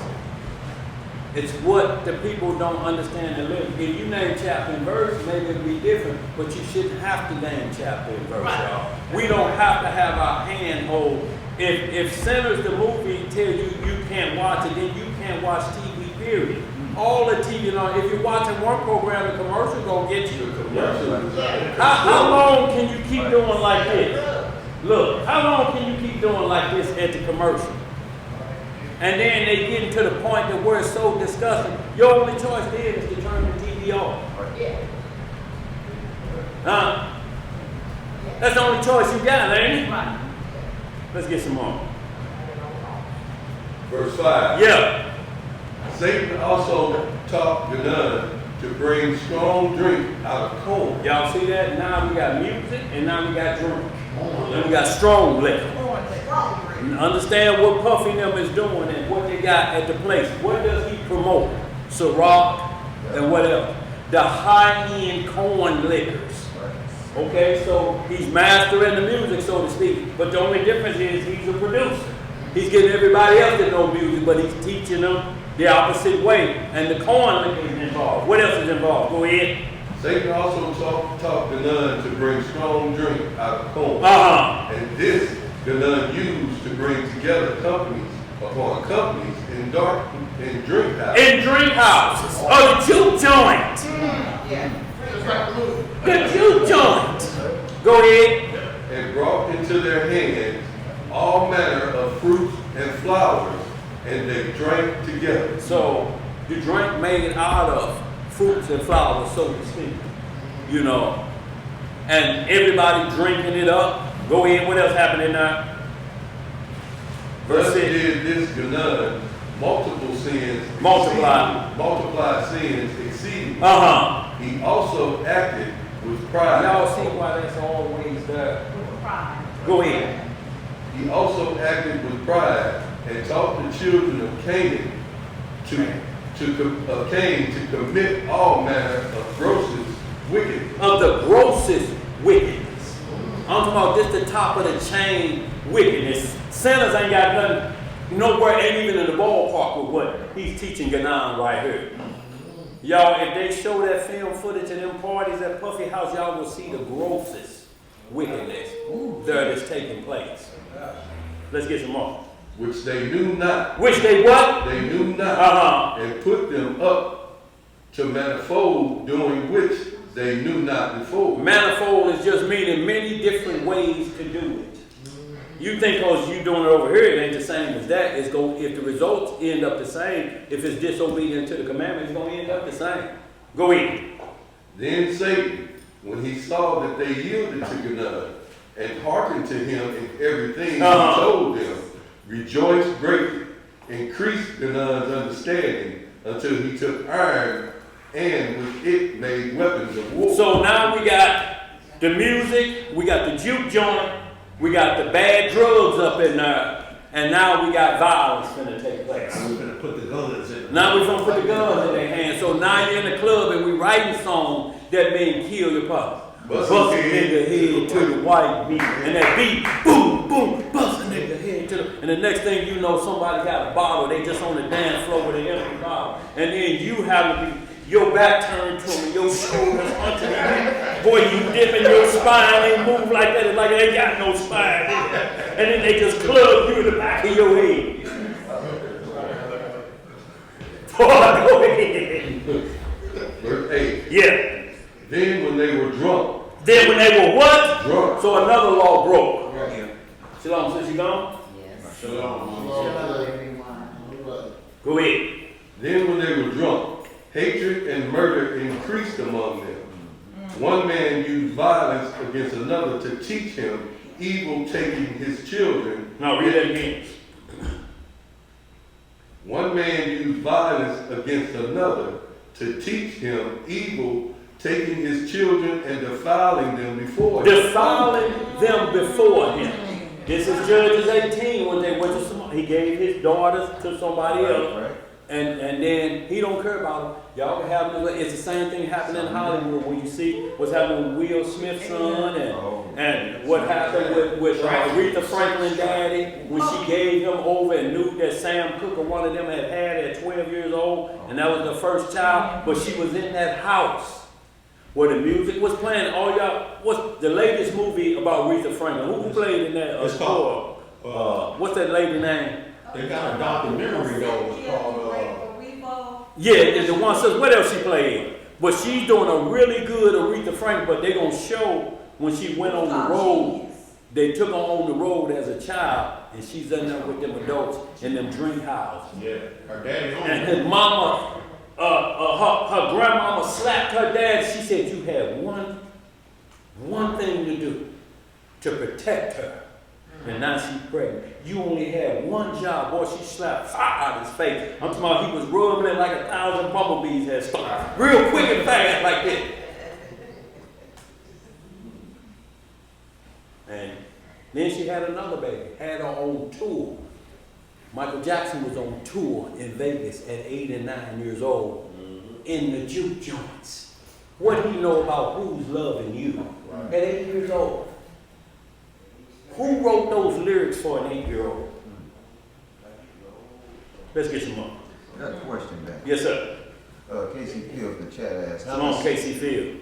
how does Satan make weapons of war like a Zazu and the following watches did, but not end up bound like them?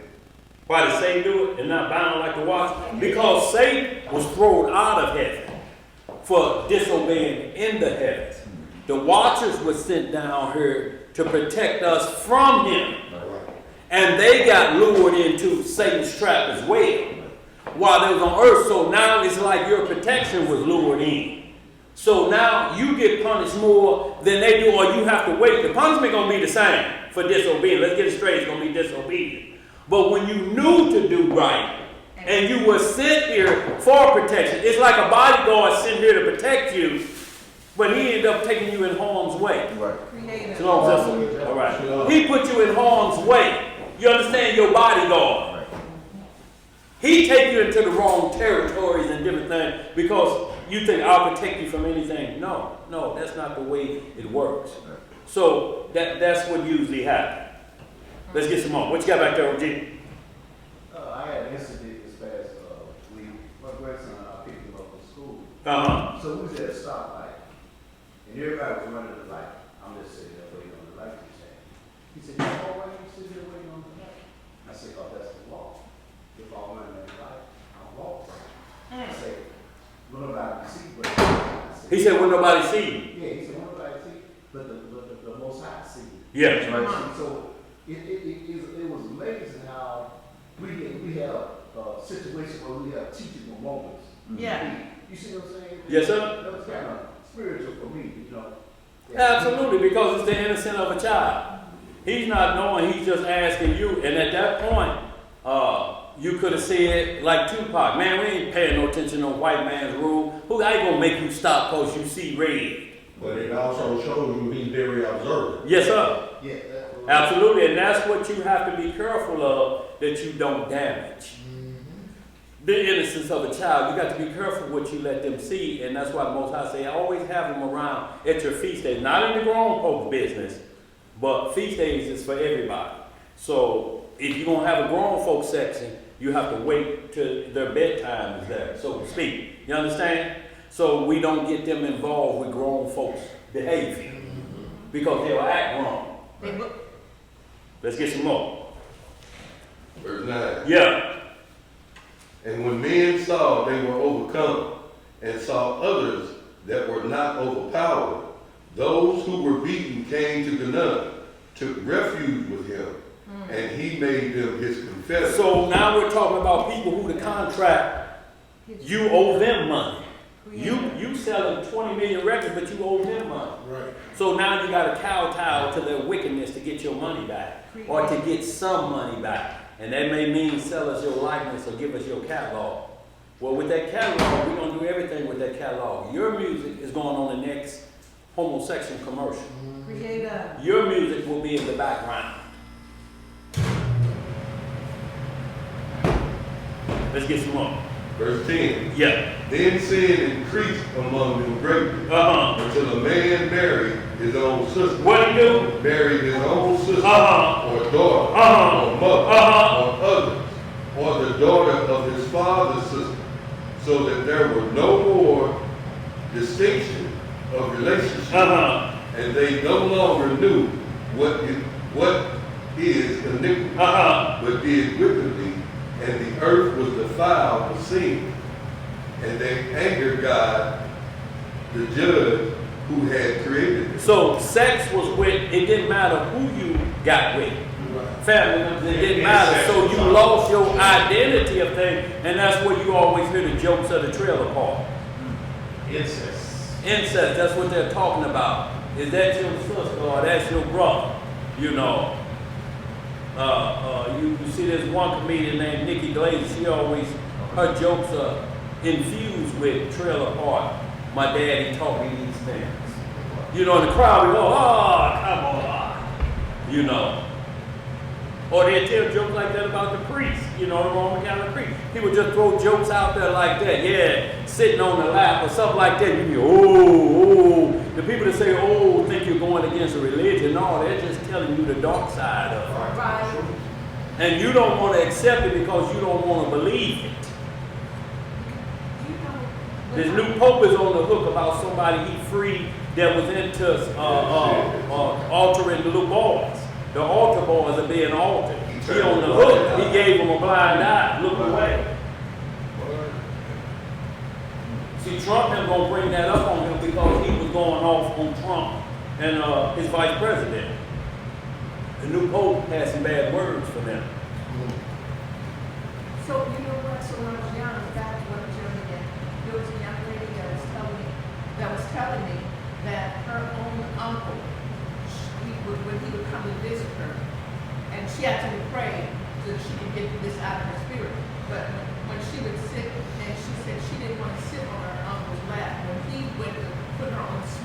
Yeah, And he wanted to do this thing to him. yeah. Well, what we're talking about is bad behavior, everybody got the stories of, and we say that molesting uncle. See, it's a term, it's just out there, it's not nothing new under the sun. This is that behavior, it's just moving back into our generation. It's do as thou wilt, and that comes with whatever God say he don't like, you do the opposite. That's what it is. Let's get some more. But a lot of this falls on the household, letting the children, anybody around the children, not watching. Your threat of anybody touch you got to be greater than the threat of the person that touched you. Anybody touch you, you don't tell them, I'm beating your ass. See, that has to be more powerful than what that uncle say. Right. You understand? I'm going to tell my mom, when you get through, you put your hands on me. And you don't know what you're talking about. I was just uncle's hoodie. That's an uncle. And that's That ain't no uncle hug. You have both my cheeks cupped. That ain't no uncle hug. See, I'm talking about cups. Look, I had both her cups like this. Where y'all going? Let's get some more, y'all. Let's speed up. We have a half hour. Let's go too loud. Verse 11. Yeah. But Canaan gathered together companies upon companies that played on horns and on all other instruments we have already mentioned at the foot of the holy mountain. And they did so in order that the children of Seth who were on the holy mountain should hear it. So now we're into Seth, who replaced Abel, who was killed. His offspring, because the righteousness is going through Seth. He got the scepter, so to speak, of righteousness. Now notice, Adam had 30 sons and 30 daughters, or 33 sons and 30 daughters. It's right in that range, but it only mentions 7 in the bloodline. And these are the 7 that the scepter passed to. Those 7. Enoch is the 7th from Adam. So those 7, but he had 30 sons, or 33 and 30 daughters that we're not mentioning their name. We're mentioning the ones who the scepter passed through out of the family line. Go ahead, what does it say? Verse 12. Yeah. But when the children of Seth heard the noise, they wondered. They what? They wondered and came by companies and stood on the top of the mountain to look at those below. And they did thus a whole year. So they partying down there. Well, we can't go down as the devil's music. Go in. When at the end of that year, the nuns saw that they were being won over to him little by little. Satan don't care how long it takes. He's got time. Y'all understand? He's supernatural. Ain't no funeral for Satan. His funeral is the lake of fire. Right. So you have to understand, ain't no grave walker we can go to now and say, here lies Satan and his demons. He's still active since been thrown out of heaven. Let's get some more. Satan entered into him and taught him to make dyeing stuffs for garments and divers patterns, and made him understand how to dye crimson and purple and whatnot. And whatnot. See, that's the term we use all the time. Whatnot and whatnot. But look, now the music, everything come in. Now he becomes a fashion icon, and he's produced. Like now we got Sean John. That's puffy clothing, right? His real name is Sean. Sean Combs. So he had clothing called Sean John. Yeah, that's his middle name, Sean John Combs or whatever it is. But he started selling clothing now. He got everybody hooked. Now you wear my outfits. Like Puffy. Like Jay-Z, Rocker wear. So now you're wearing their clothing. So now you want everything to fit in place. I got on their clothes. I need to be where these clothes can be seen at. Just like Adam and Eve put on the aprons. Yes, sir. Yes, sir. Most High took them out of the aprons and put on his garment. That's right. Started at the beginning, like, so we're going back to the beginning. Go ahead and read them up. Verse 14. And the sons of Cain who wrought all this and shone in beauty and gorgeous apparel. Don't they say if you ain't got on Gucci, you ain't got on nothing, you got on Gucci. So this is where we again, all of the music is tied to the clothing and everything that draw you in. You're wearing a whole different uniform and you're singing a different song. Creative. See, the clothing of the handed out to us is the clothing of the righteousness of the saints. It's rewarded for righteousness that you wear these clothing. And they got no labels on them. No labels. They whiter than snow, so you know. And seamless. Yeah, and seamless. Let's get some more. Verse 14 again. Yeah. And the sons of Cain, who wrought all this, and shone in beauty and gorgeous apparel, gathered together at the foot of the mountain in splendor, with horns and gorgeous dresses, and horse races. And what kind of races? Horse races. Committing all manner of abominations. Committing all manner of abominations. But you know, and see, this is what happened. When this is what we did. We didn't like the clothing that we were put in. We did this before we got any clothing. If real quick, Elijah, give me just a little bit of Ezekiel 16, and just pick it up right when he showed how he dressed up, and we'll see that Satan is a copycat, y'all. This is how you gonna know who the Antichrist gonna be. Wow. The things that they're gonna start to do, gonna seem like it's coming out of the Bible. If it were possible, he would do what?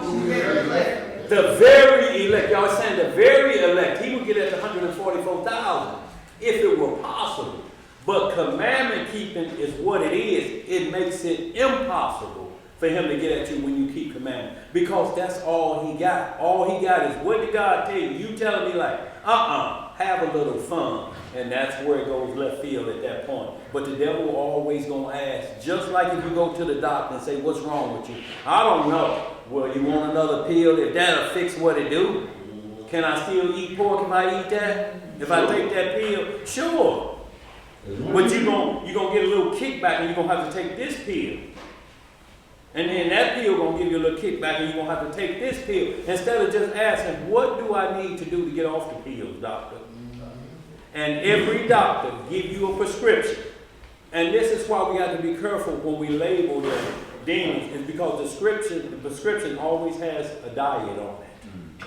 The diet on the prescription, what they tell you, first tell you to change what's happened to you. Exactly. Stop eating that and eat this. Yes. If you say, man, miss me with that diet, then he said, well, we got part 2. It's called a prescription. Take this up to Walgreens. It's going to cost you 10 times more than this diet to keep up with this, and you're not going to get full. You won't even be able to make a turd with that mess. Let's get some more. It took him making me go in. Ezekiel 16 and verse 9. Then wash I thee with water. This is the Most High marrying us in Jerusalem. Yeah, he's picking it up right where he said what the Most High did for us. What did he do, Elijah? I washed thee with water. Yeah, I thoroughly washed away thy blood from thee. And I anointed thee with oil. Yeah. I clothed thee also with broidered work. Yeah. And shod thee with badger skin. What kind of shoes he put on us? Badger skin. Look, I'm talking about dangerous animals. See, so it's a difference in OG got on them gators. He understands it from a different perspective now. Right. Them gators ain't to be walking pigeon and toe so he can get some looks now up in the juke joint. Right. You know how you walk pigeon toward them gators up in the juke joint. Come on. And you talk with your hand like this and be moving and people looking at your feet. You're like, man, we pigeon toed like that. I ain't seen one pigeon toed like that in high school. But the gators got us pigeon toed. Go ahead. So it's not saying you can't wear gators. He just wears his gators differently now. Right. Y'all understand? Because we always wore dangerous animal shoes. A badger is dangerous. A badger will kill a cobra. You know it. So we wore dangerous animals, lizards, snakes, gators. And that's what you talking about right there. Badger skin.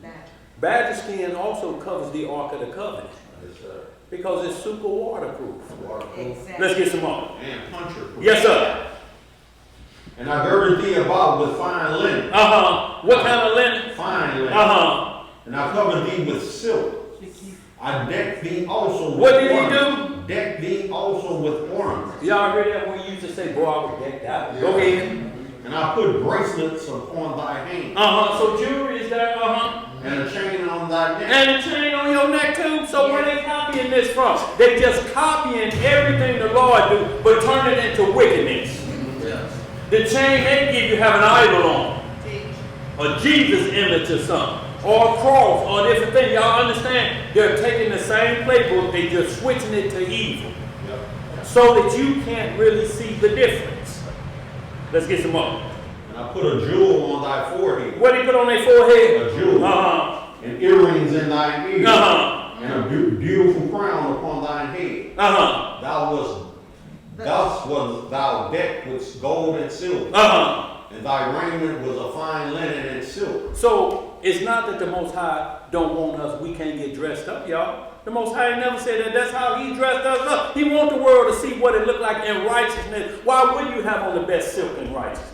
Why wouldn't you have on the best shoes in righteousness? It's the reward of the righteous. He said, I'm married y'all. Y'all can't come to the wedding dressed like a hobo. So he dressed us out. But Satan has a different wedding. He said, everybody is included in the honeymoon. See, they have the after party. They have the party. And then they have the after party, which is their honeymoon that includes everybody. Women, children, dogs. There's going to be reports that come out that people were having sex with dogs in Puffy's mansion. Puffy had a 50-foot bed in his backyard. Now, how did they get linen and pillowcases for that? I'm talking about look like a Fred Flintstone bed. I'm talking about a bed 50 feet in his backyard. And pillows to match. And pillows to match, and everybody getting to bed at the same time. That's their marriage ceremony, decked out with their drinking, with their earrings, with all their jewels on. It's gonna look so close to the real deal, and drugs is involved. All of those things to get you. And guess what? The music is blaring. Let's get some more. Y'all, we're gonna finish this up, y'all. We got about 20 minutes. Go ahead. You wanna go back to No, where Zed? Pick it back up, Zed. Where you at? Verse 15. Yeah. Verse 15. Meanwhile, the children of Seth, who were on the holy mountain, prayed and praised Yahweh in the place of the host of angels who had fought. Wherefore Yahweh had called them angels, because he rejoiced over them greatly. Now, this is the question I just asked. What's the difference between the angels that fell with Satan and the watchers? Once again, he took a third. They never are hanging upside down. Now, they are called demons and devils. They have power to possess. The watchers who said, go down there and watch them, keep them away from them demons that want to have them do illegal sexual intercourse. And Satan sent back like this. He ain't got a clue how we're going to dress these women up. Them watchers going to lose their mind. And he beautified the women. Remember, he taught them makeup. So the watchers seen them. And they saw such a beauty that was different. And they left their first estate. And their first estate was to watch the children. It don't mean they couldn't have sex. Your job is just to watch them and protect them from Satan and his angels. And they got more involved with what was going on than that. So now it's saying Seth replacing his lineage, the watchers who failed. So God looks at them now as the angels. You now have to protect the people because the watchers didn't do their job. Right. It's not calling them angels. It's just saying you'll have to replace them angels that failed. That's why a lot of times you may hear me, I speak as a man, and what I'm saying, one third fell of Satan, and 2/3 of us gonna be destroyed. So is that 1/3 what this is saying right here, replacing them that failed? Y'all understand what I'm saying? Ezekiel chapter 3 and 33 says, I set you as watchmen. Yes, sir. Over Israel. Yes, sir. To guard and to warn the people. Because the watchers, they lost their first estate. They disobeyed the first command, which was to go down and be watchers over the children of men. Yes, sir. So therefore he set Israel to be watchers of our own. Yeah.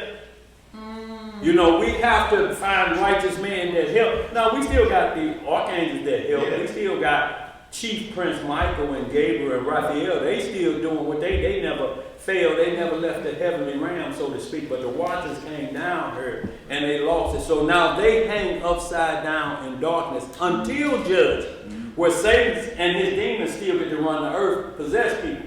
But since they had sex with women and produced the giants, the flesh part of them died, the women, but the spirit of the watcher continues on. You read that in the book of Enoch, 14th chapter, 15th and 16th chapter. It tells you their offspring that died in the flood, But the spirit of the offspring went forth, and it's called an evil spirit. It can't possess you, it just whispers bad things in your mind.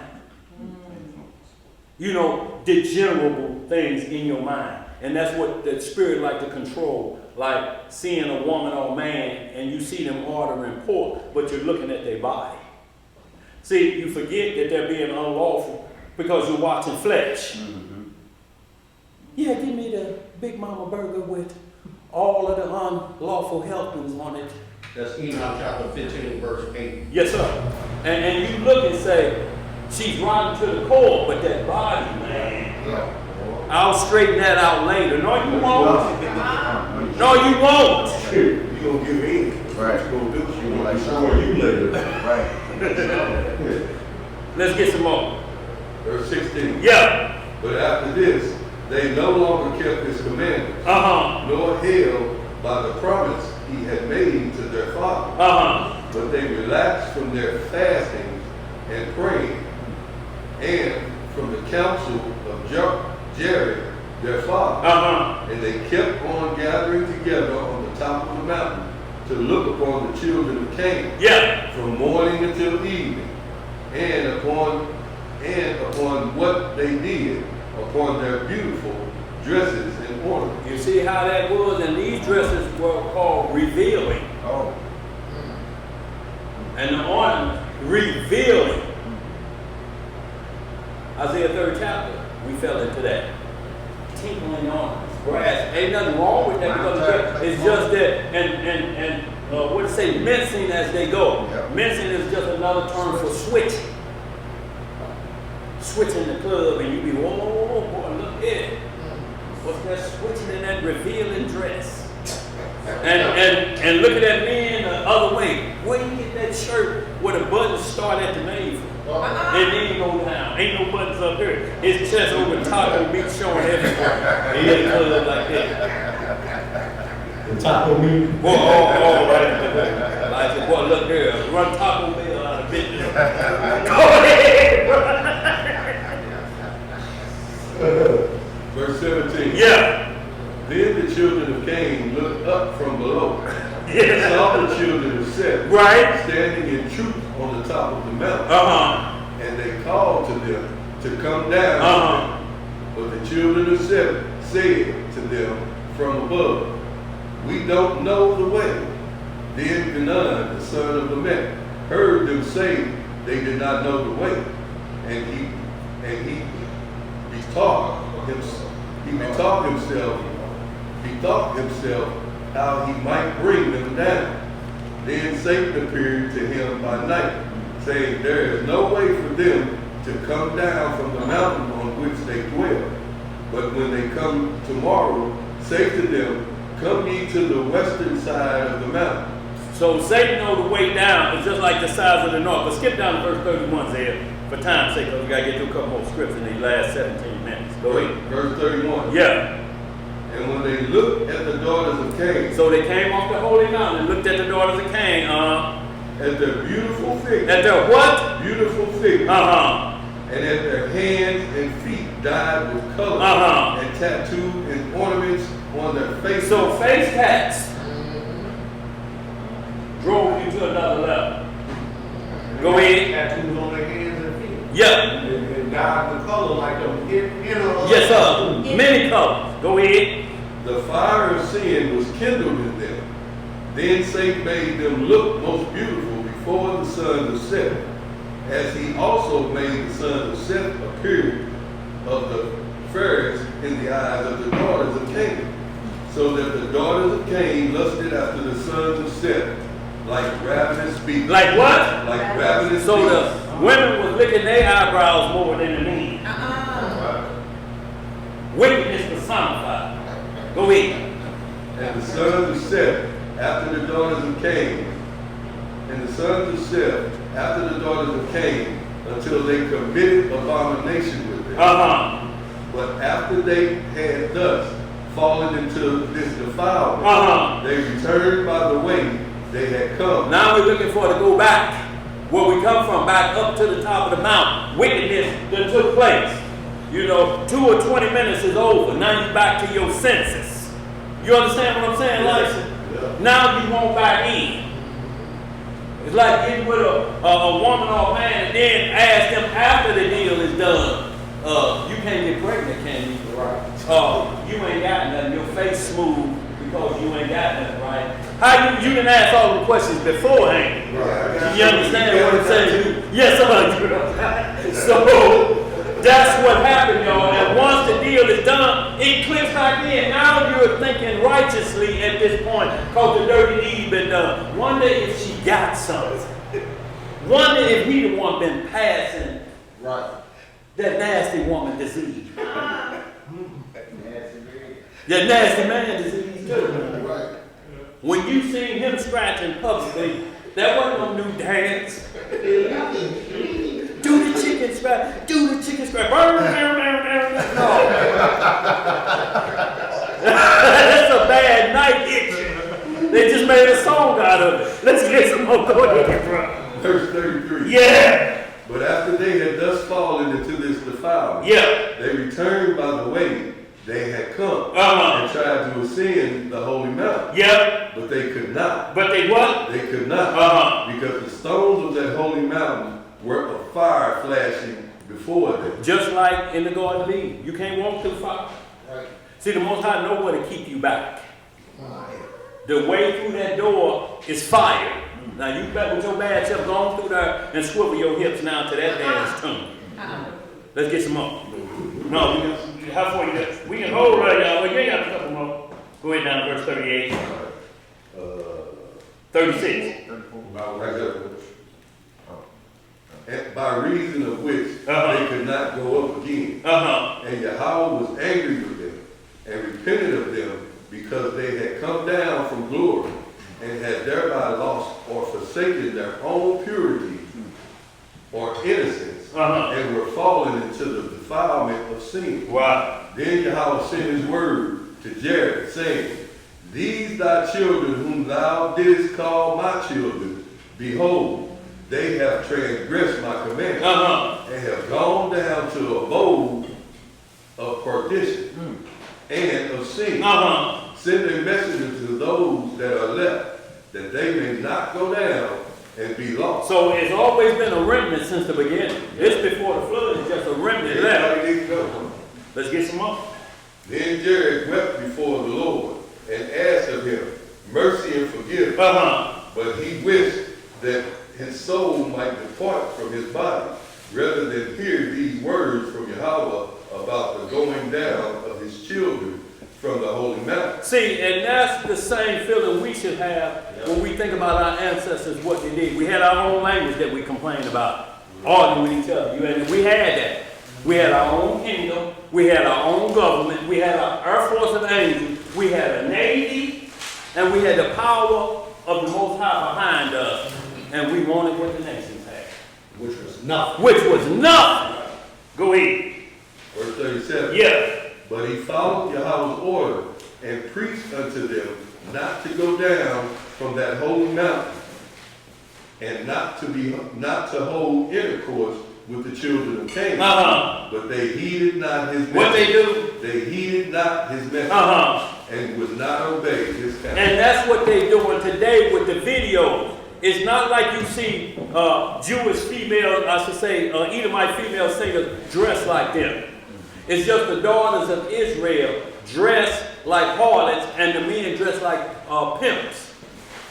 That's what's cloned in Tyrone. Every generation, hoes, pimps, prostitutes. That's all we get. And they're all dressed up, ain't they? And the music that they listen to. See, I don't sing there, but just like when we're talking about, and these comedies, especially Wayans Brothers is good at it. When they make a movie, they are mimicking a lot of these things. Like we was talking about the what was that award he won? Pimp of the Year. And they had a Cadillac on the trophy. And his rhyme was the one that they said that boy's a genius. He said, all my garden tools better have my cash. Not some. Not some, not half, but all my cash, or I'm going to put my foot in their donkey. And you know, they said, oh, that boy's a genius. That boy's a Shakespeare. year, and he won Pimp of the Year. But in the juke joint house, you understand what I'm saying, Liza? Right. And it's why we champion, what's the BMF Boys? That series is the top of the line for us. And we're championing who was a drug dealer and how many Israelites he put to death. And now we're championing his movies, and we look at him as the hero of Israel. Versus somebody that's teaching mathematics or something. You look at this attitude right here, and guess what they're doing? Going through all the women because they switching them off in the juke joint. Yeah. That's all it is. Strip club popping bottles. Y'all understand the same program is working for Satan. Why should he switch it up? It still works. And promiscuity, is that a word, bro? Promiscuity, thank you, bro. In them clubs and where you just having your way with anybody, in the club. Male or female, whatever goes. Y'all, it ain't nothing new under the sun. Puffy is just our Ganon. But we're returning to the days of Noah and Sodom and Gomorrah. So it's just going to show you Sodom and Gomorrah, and then they're going to have another party after, if he's convicted or not, they're going to have another party and going to see if we go right back to the bad behavior. After he's gone. I seen the news clip the other day. I didn't get to see it, but I saw the clip. Uh-huh. Where they said that somebody got arrested because they was having sex on the street. Oh, Here in St. Louis. Here in St. in the SBA. Wasn't that Sexy Red, was it? I think it was. Okay. They had sex on the street. Yeah. Wow. Indecent exposure, they call it. Let's pick this up, y'all, real quick. So now, y'all, we got the understanding of both where they started, and the Messiah explained it to us, and where it's coming from. So let's just pick this right back up. In Sirach, we're just going to read a little bit of 7. And this has been Sirach. We're going to look at his songs. And y'all, what I'm saying is, if a producer got with these reads we're finna do and put a beat with them, you would understand that these are song men. These are artists. Like I say, if you look at Psalm 51 as a blues song, just picture that bluesy attitude of singer singing Psalm 51 and that guitar plucking. But those songs must start with command keeping, repentance if you broke them, and then the recovery process at the end of that song, so that can become your jam. But if you don't have a recovery process in your song lyrics, and it ends up with, you know, and then just that guitar lick, and it ain't told you how to recover, the next thing, every time you hear that song, you crying and got a pistol in your hand. Why you keep playing that song? Just let me know.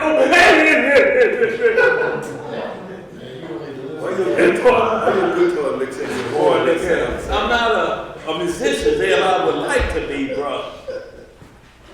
Go ahead. That guitar work on Blood of the King and that Lord. You try to get me to see that song, and I didn't know what you were talking about. Yeah, no, that was that Lord I was trying to get to. No, that one too. That you deserve. That one too. That's some serious guitar work in there too, y'all. Go ahead, bro. Sirach what? We're going to the first chapter. Seventh chapter. 7? Yeah, we're going to only read a few, y'all. We're going to speed through these, y'all. We ain't got but a few minutes. We started a little bit late today and got interrupted. 7 and 1, Sirach. We're going to read on down. And y'all, what we're talking about again, chapter 1. Now, chapter 1 is the other song. But what we want you to understand, these songs. Chapter 7 is a song again. We know the songs, y'all. We just switch the lyrics up to satisfy our soul. I'm talking about when you hear somebody holler, get a room when you on the dance floor, you are doing too much on the dance floor. Y'all need to get a room. Boy, look here. Boy, you said you ain't no pyrotechnics when they go. Where they shoot fireworks off the stage. Boy, look here. Bro, yeah. Go ahead, bro. Sirach chapter 7. Sirach chapter 7, verse 1. Yes, sir. Do no evil. Do what? No evil. Uh-huh. So shall no harm come up unto unto thee. Depart from the unjust, and iniquity shall turn away from thee. My son, sow not upon the furrows of unrighteousness, and thou shalt not reap them sevenfold. Seek not of the Most High preeminence. Seek not of the Lord preeminence. Give me that definition of that, Zed, so we can understand that of what seeking the Lord, but you got a different agenda. And we're going to see that. Y'all got individuals out here now saying they can judge themselves and do different things. But preeminence, it says, seek not this. Go ahead. What did that say there?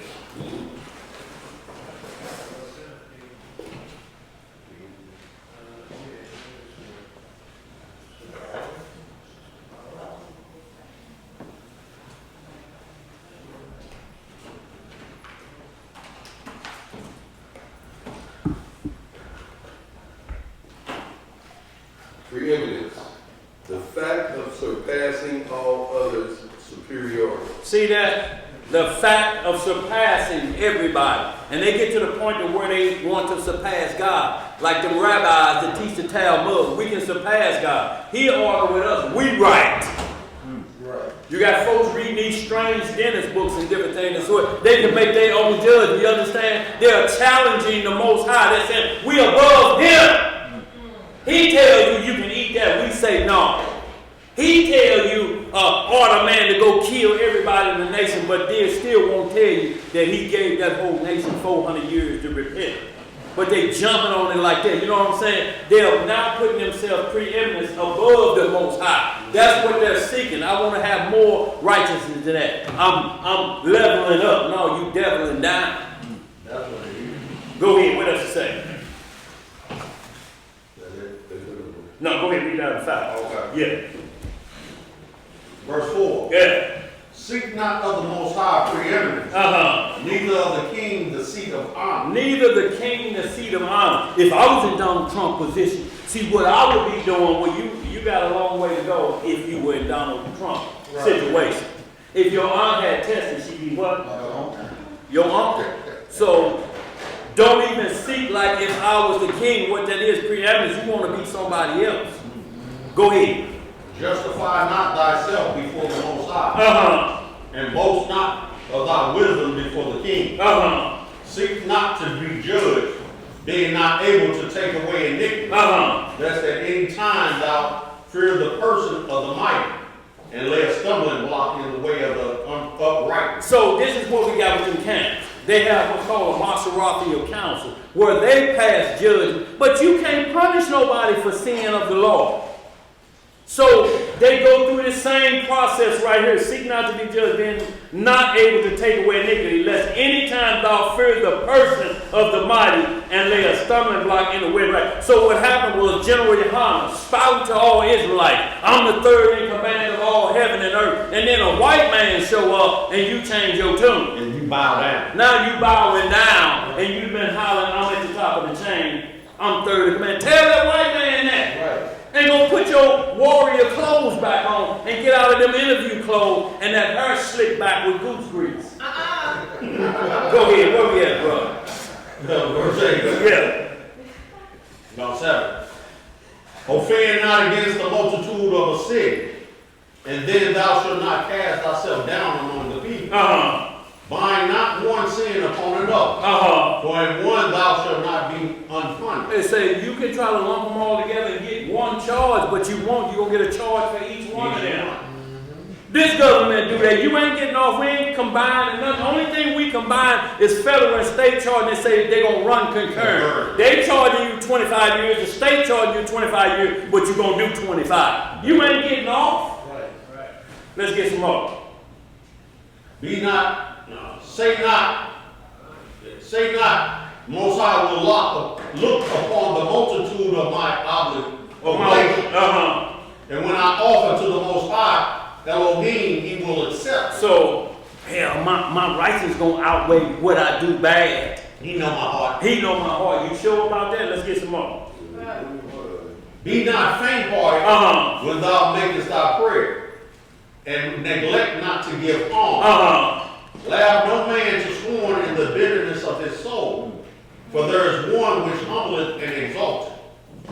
Divide not a lie against thy brother, neither do the like to thy friend. Uh-huh. Use not to make any manner of lie, for the custom thereof is not good. Y'all read the rest of that, y'all. For time's sake, we're going to get on through. That was the song with Sirach. Put a beat with that. And then, those of y'all who can carry a tune, put it with a beat and see what it sounds like. Psalm 23. It's a song. A beat has been put to Psalm 23. Y'all understand? A beat has been put to Matthew 6 chapter. The Lord's Prayer. A beat has been put to that.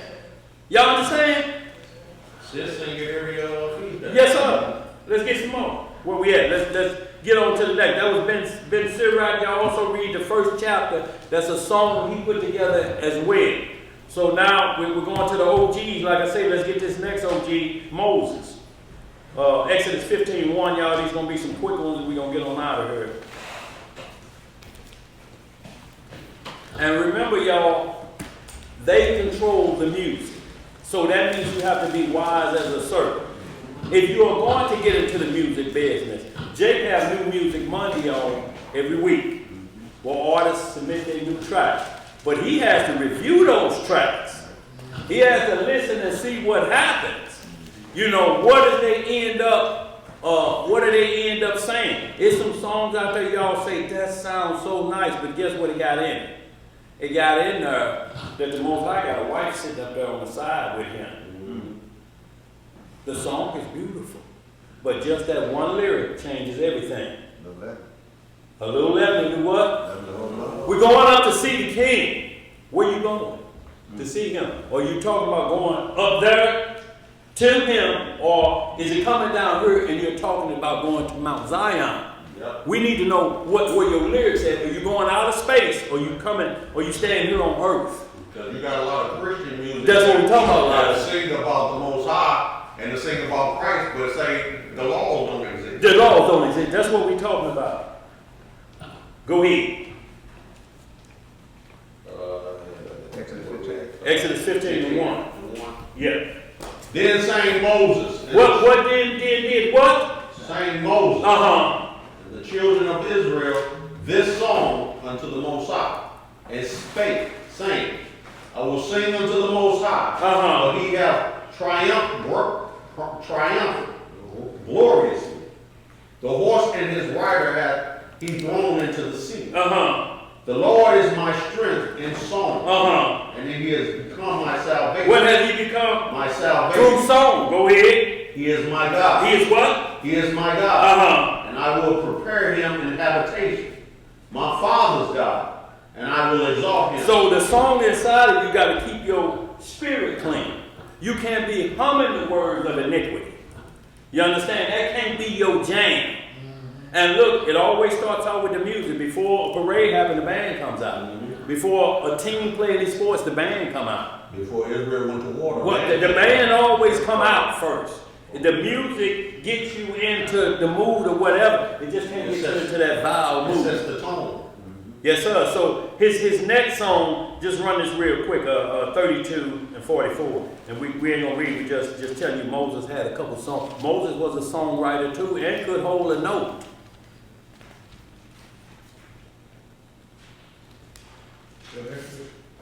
Deuteronomy 32 and 44.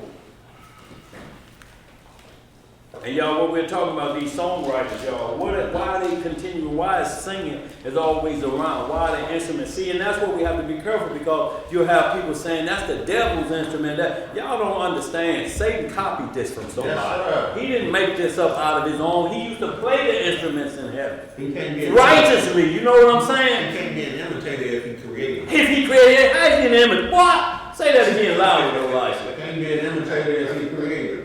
He cannot be the imitator if he created it. He masquerades as what? An angel of light. He's just masquerading, y'all, and he do a good job of it, but he's copying a floor plan. He's just switching the narrative to get at your wants. Because the Most High give you what you need, not what you want. Right. I supply all your needs. Satan said, I'll supply the want. In order for him to show mankind how to make things, he had to be shown. He had to be shown, and absolutely, bro. Just like the Watchers had to be shown. Remember, before the Watchers showed them, or Satan them showed them how to make weapons of war on heaven. You think that just started on earth? There was a war where? In Revelation 12. There was a war in heaven. Michael and his angels fought with Satan and his angels. They were using weapons of war. What do you think they was doing? How do you think they was warned? Let's get some more. Deuteronomy 32:44. Real quick, y'all. I'm going to speed this up just a little bit. 32:44. What did it say?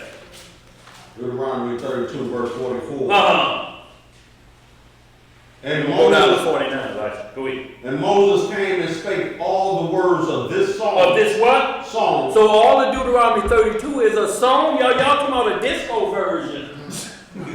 32 is the extended version of a song of righteousness. What a beat with that? Go ahead.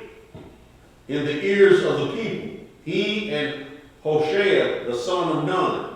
And Moses made an end of speaking all these words to all of Israel. And he said unto them, set your hearts unto all the words which I testify among you this day, which ye shall command your children to observe to do, all the words of this law. All the words of the law. See, y'all, if we sing makes it pleasant. The problem is we got to know what we sing. It's like children, we learn the ABCs. We learn the song, but we don't know the letters. Right. It's easy to learn the song because you just repeat what you hear. And they put a little beat with A, B, C. Won't you sing with me? Right. And they say, point to a D. I don't know what a D is. I just know the song. That's a W.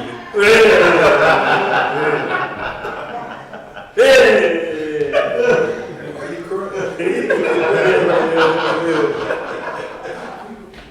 Man Johnson is about that. Go ahead, bro. Go ahead, bro.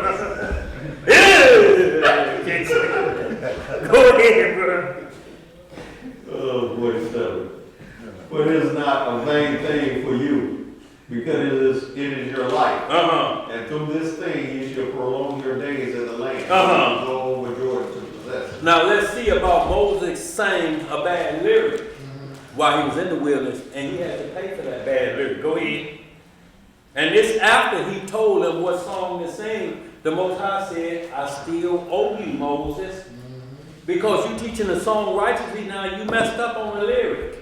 Say no sin and go You went preeminence that we just had. You sanctified yourself with me to the children of Israel. You went preeminence on me, Moses, in your song.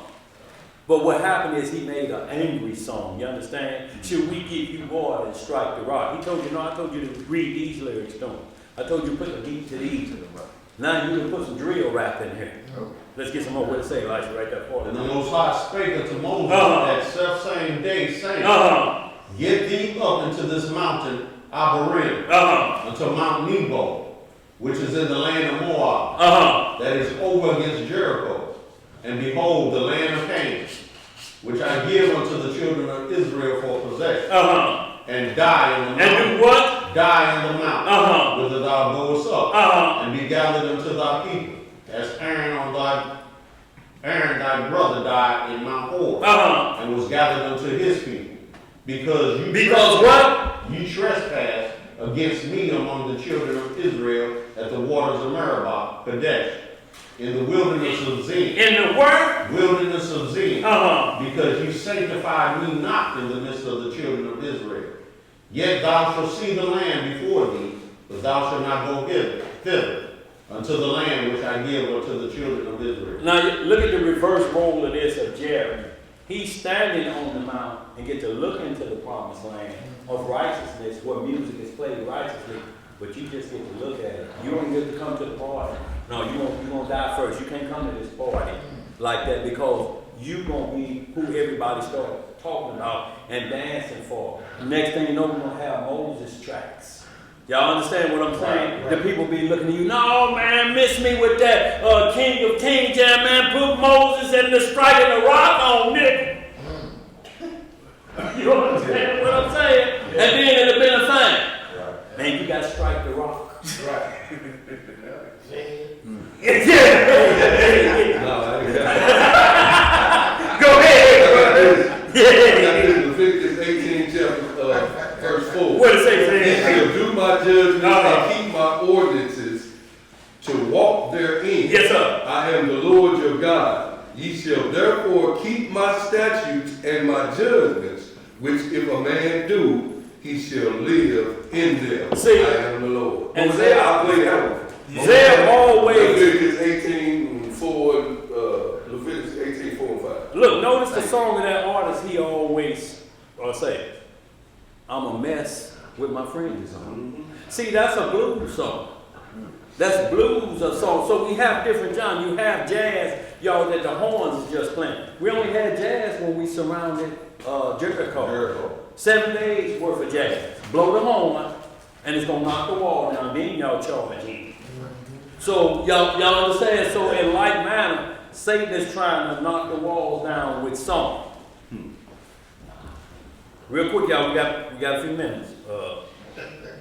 We finished that out, didn't we? Yeah. Okay, so we finished Moses' songs. The OG Sirach, the OG Moses. Now let's hit the OG David. Psalm 101.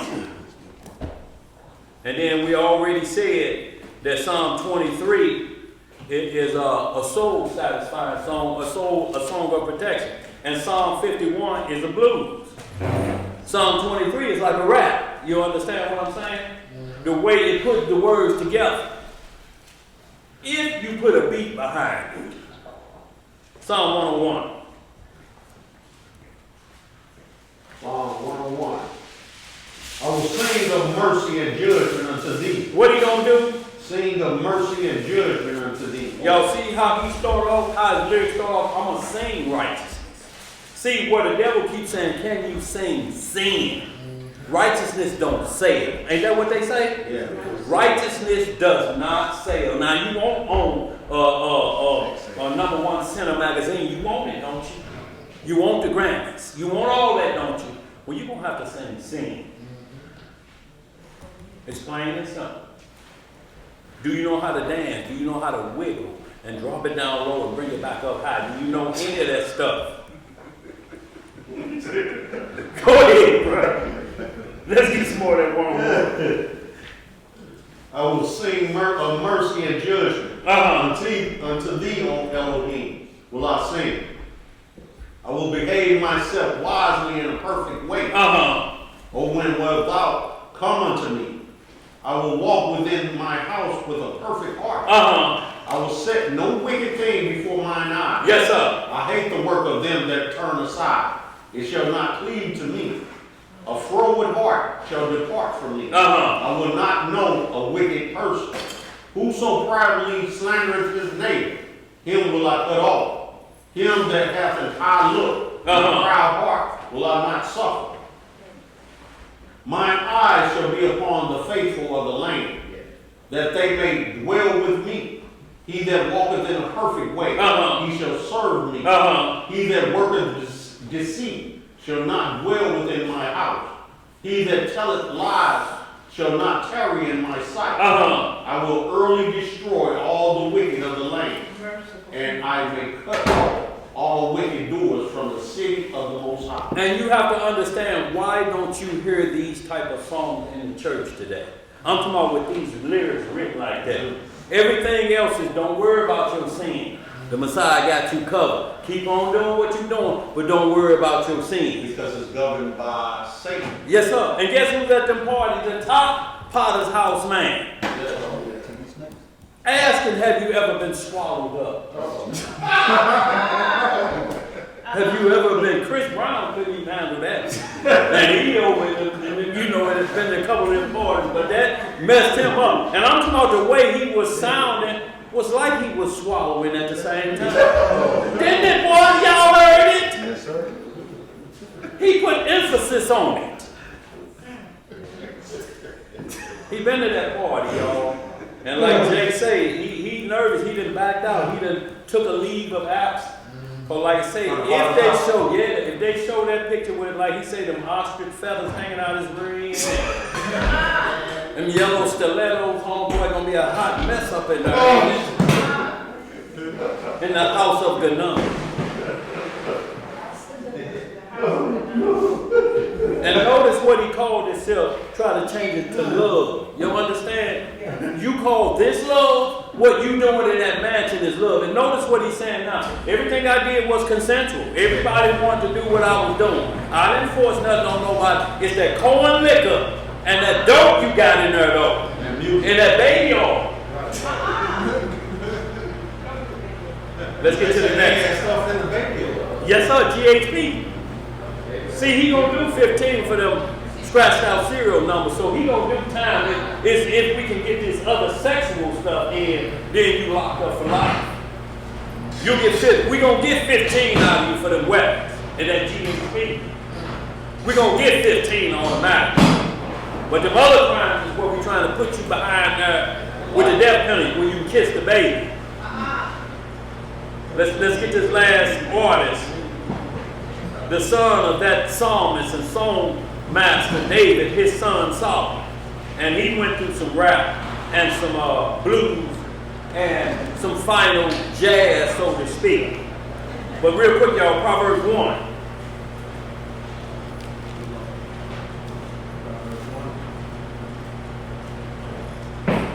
We just gonna read the first couple verses, and then we're gonna see his song, his blues song at the end. Because all blues songs either lead you to a decision of what do I do after this.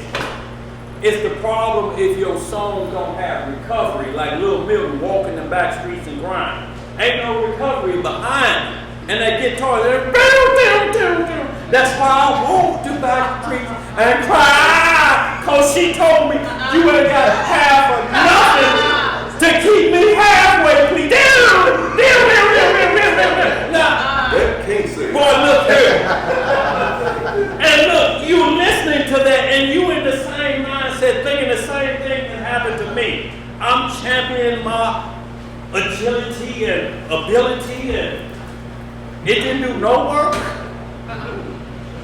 You have to walk down the alley when that's been told to you. And them guitar licks is hit like a bam, and I just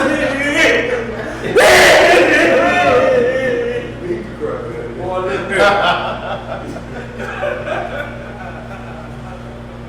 To keep me halfway, please. Let's get some more. Proverbs chapter 1. Proverbs chapter 1, verse 1. Yes, sir. Proverbs of Solomon, son of David. The son of who? Son of David, king of Israel. Yes, sir. To know wisdom and instruction. To perceive the words of understanding. To receive the instructions of wisdom, justice, and judgment, and equity. To give subtlety to the simple. To the young man, knowledge and discretion. And that's what we're supposed to do, but our young man is being taught death and destruction. Right. Wake him up. Don't let him get to 25. Your ops.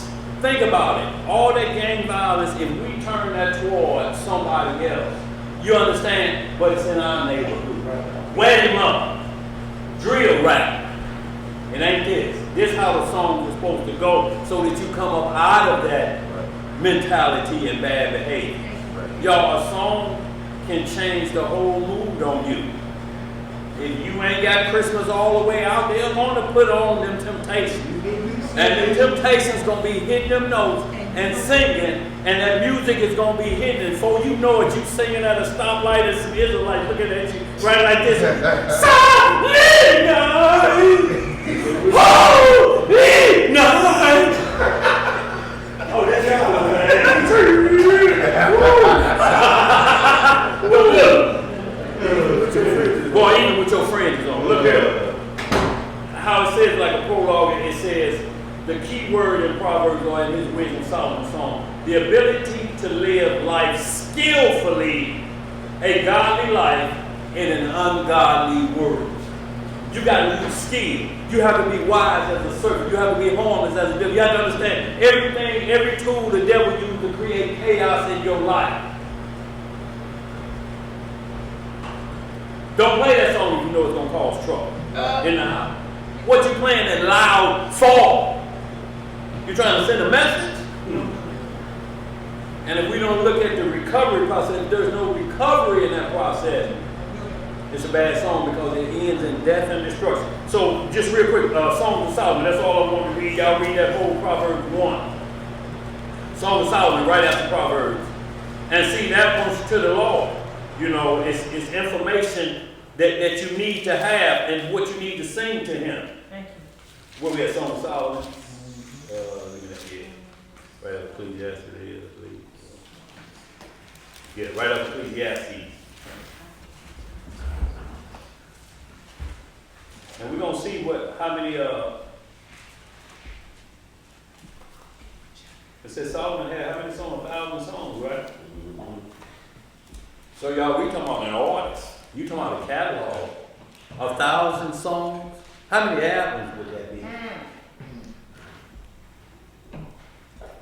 Song of Solomon 1:1. Songs of Solomon, chapter 1, verse 1. So this is what we're saying. You can sing or write a song to your other half if you've been gifted the voice of singing. You can do that, but it's just what are the contents. If you say, if you go away from me, I'll just die, then that's a bad song lyric. That means you can't live without a person that has dying flesh just like you. Them the wrong lyrics. You just sing, I love you forever. You can sing that because that's part of the marriage contract, mister. That's pretty good. Mister, you writing some lyrics? Now, y'all, mister used to be in the band. Now, y'all, mister can hold the tune now. Let's get some more. I got some more. Yes, sir. Yes, sir. It sounds better than that. Yeah. Let's get it, y'all. Read the first 5 verses. The Song of Solomon, chapter 1, verse 1. Uh-huh. The Song of Songs, which is Solomon's. Let him kiss me with the kisses of his mouth. For thy love is better than life. Uh-huh. Because of thy Savior, because of the Savior of thy good ointments, thy name is an ointment poured forth. Uh-huh. Therefore do the virgins love thee. So it's first talking about the Most High. He's starting it off because he's talking about Israel, and then he gets into Persia, the daughter of Rose of Sharon, because he's telling you this is what we're basing our love on. First, we have to love the Most High. That's always going to start off in the song of these OGs, like David. And Psalm 51, only you have I sinned against. I need to start there first and clear the air with you first. Or I'm going to just do another song. Right. And Bathsheba going to be on it again.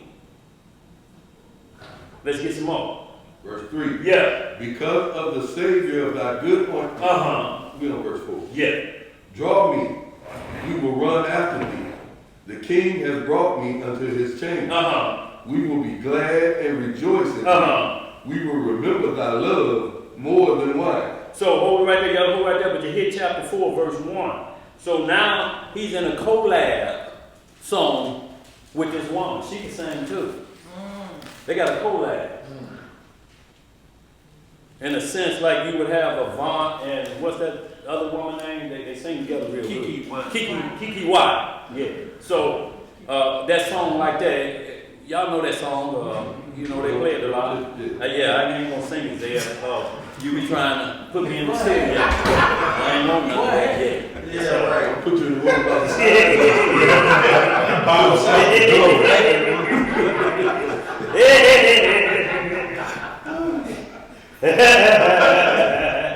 Oh no.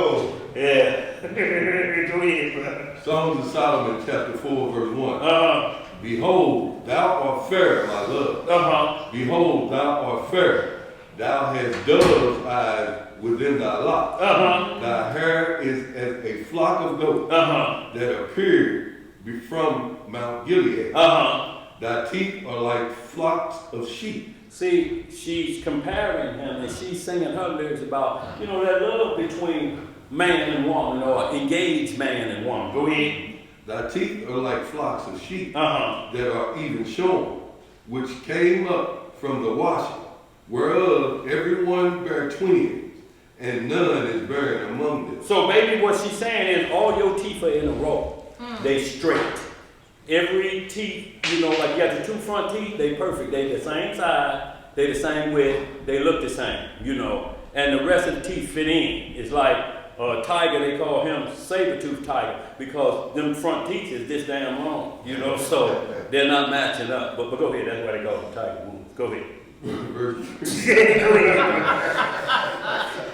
Thy lips are like a thread of scarlet. Yeah. And thy speech is comely. Yeah. Thy temples are like a piece of pomegranate within thy locks. Y'all see how he's singing, how she's describing in the song and telling an individual how beautiful. You can sing songs to loved ones. Y'all understand? As long as the lyrics are in righteousness, ain't nothing in here talk about shaking your hips or dropping it down low, bringing it back up high. You understand what I'm saying? Verse 4. Yeah. Thy neck is like the Tower of David, builded for an armory, whereon there hang 1,000 bucklers, all shields of mighty men. Thy two breasts are like two young roses that are twins, which feed among the litter. Like two young roes, it's just snake, and roes are like deers, you know. It's saying that their breasts, but, you know, big chest, so to speak. Go ahead. Until the day break, and the shadows flee away, I will get me to the mountain of myrrh. Y'all read the rest of that because in some points you may think it's going to get graphic. He started talking about the garden and coming into the garden with this virgin, you know, but the song is leading to righteousness. It ain't no hanky-panky.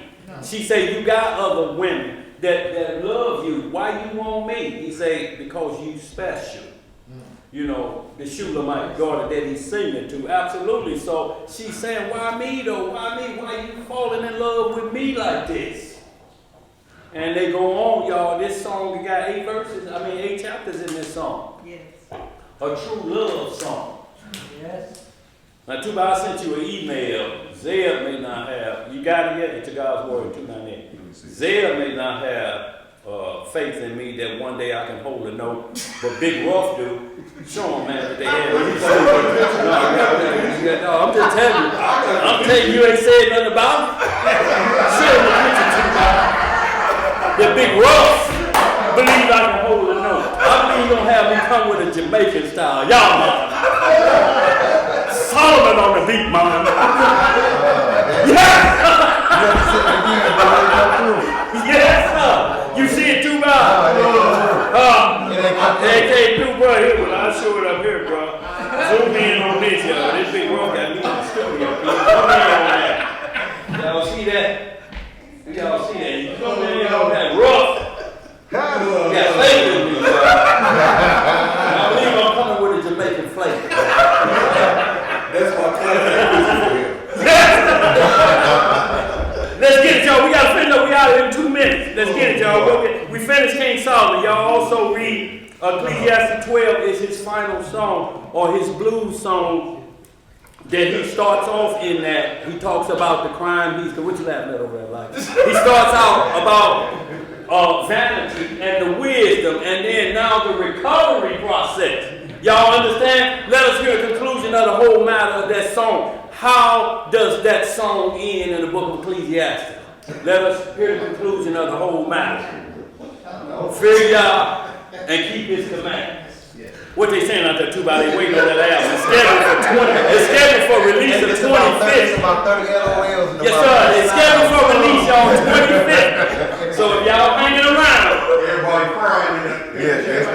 go to your store and get it. What was he looking at?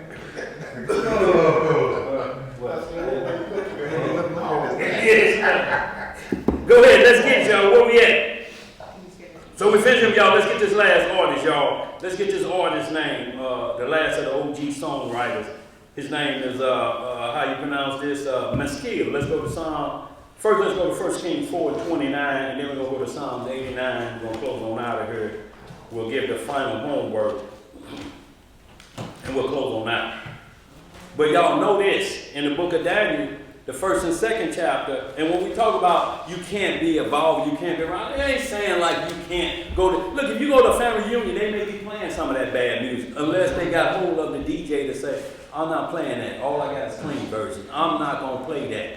man, you ain't got a little Willie slap the hell out of his grandmama. I said, no, I ain't got that.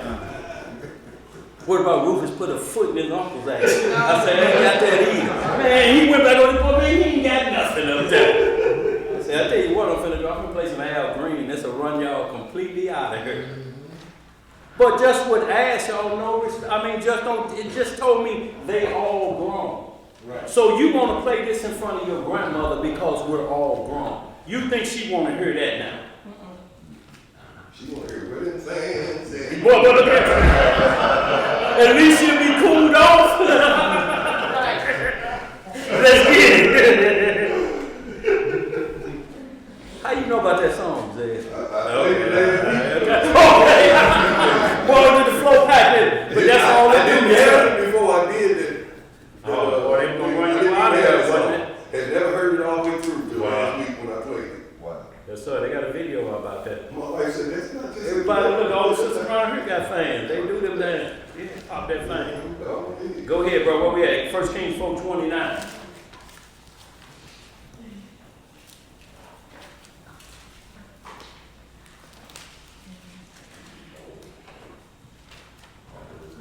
First Kings 4:29, then jump right back to Psalm 89.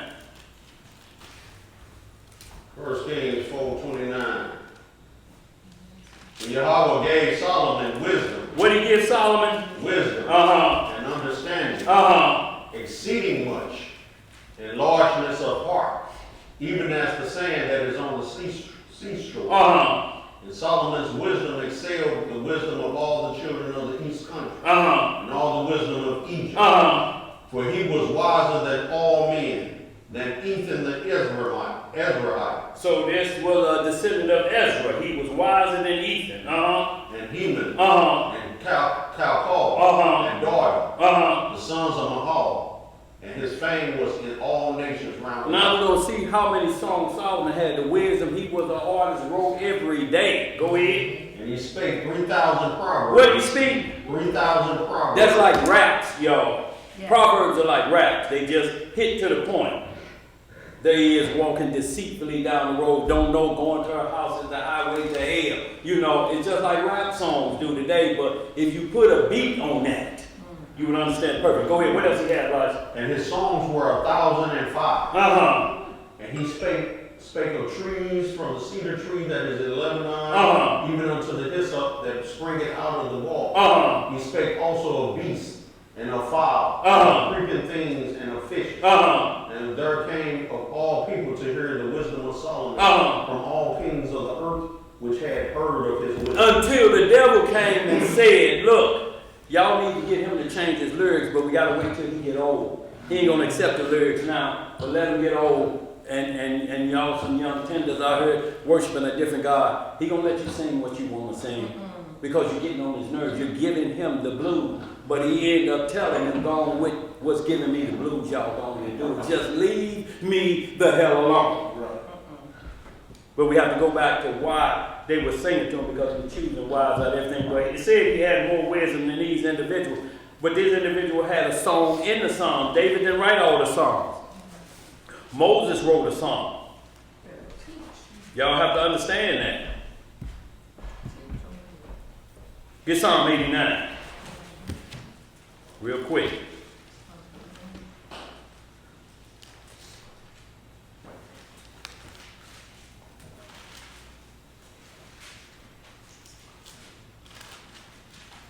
I believe Moses may have wrote Psalm 101. Let me double check that. But get that real quick. That's Psalm 89. We're going to close out. But I do believe Moses wrote a psalm as well. It says Psalm of Moses. I believe it was. Was it 100? Or was it 101 we read? No. Y'all go ahead and get that though real quick. Psalms 89. Yeah. Maskil of Ethan the Ezraite. Who is this talking about? Maskil of Ethan the Ezraite. So we just read about him in 1 Kings, and we're going to read his songs. And it says Solomon had a different beat, or his beat went to the top of the charts. Above him, he may have been on the chart for 10 weeks. Solomon's jam was on the chart for 100 weeks. You know what I'm saying? Don't mean he has less wisdom. It's just Solomon had an extra edge on that voice. He had that range. He go up high and come down low. You understand? with wisdom. Go ahead. I will sing of the mercies of the Most High forever. Yes, What you gonna Sing of the mercies of the Most High forever. yes. With my mouth will I make known thy faithfulness to all generations. do? Uh-huh. I have said, mercy shall be built up forever. Uh-huh. Thy faithfulness shall thou establish in the very heavens. Yeah. I have made a covenant with my chosen. Uh-huh. I have sworn unto David my servant. Thy seed will I establish forever, and build up thy throne to all generations. Y'all read all of that. That's a lot of verses, but this is what the Ezrahite that we just read in 1 Kings 4, this the song he wrote. And look at the wisdom in there and put a beat with his song. But look, Solomon had a chalk topper, so to speak. Y'all understand? Everything he was coming off the press was certified triple platinum or diamond. Y'all understand what I'm saying? Where these individuals were good, but just see who's the writer of Psalm 90. See, read that what that say, Psalm 90. Moses, that's why Moses was a singer. Psalms is they just gather their songs and they put them in what's called a psalm. Or his song. What Psalm 90 say? Just the first verse. It'll tell you, Psalm, a prayer of Moses, the man of God. Moses wrote Psalm 90.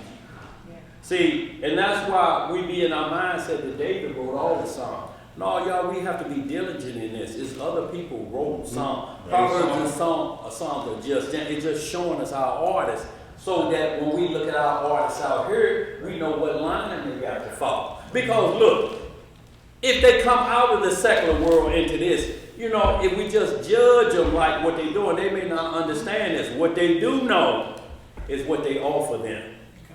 And it's a hard choice when they say, you owe us now. But I sold 10 million apples. But tour came out of that. We bought your mama a house. We paid for this. Remember, we got you out of that trouble you was in. You owe us money. So we need you to go perform. And you're bringing this guy on tour with you. Who? Do dirty and nasty boys. What the hell? I can't go on concert with them. And y'all gonna collab. Yeah. See, and that's what we have. That individual trying to mix light with darkness like that. The collab should be, I used to be in darkness, but I changed my ways.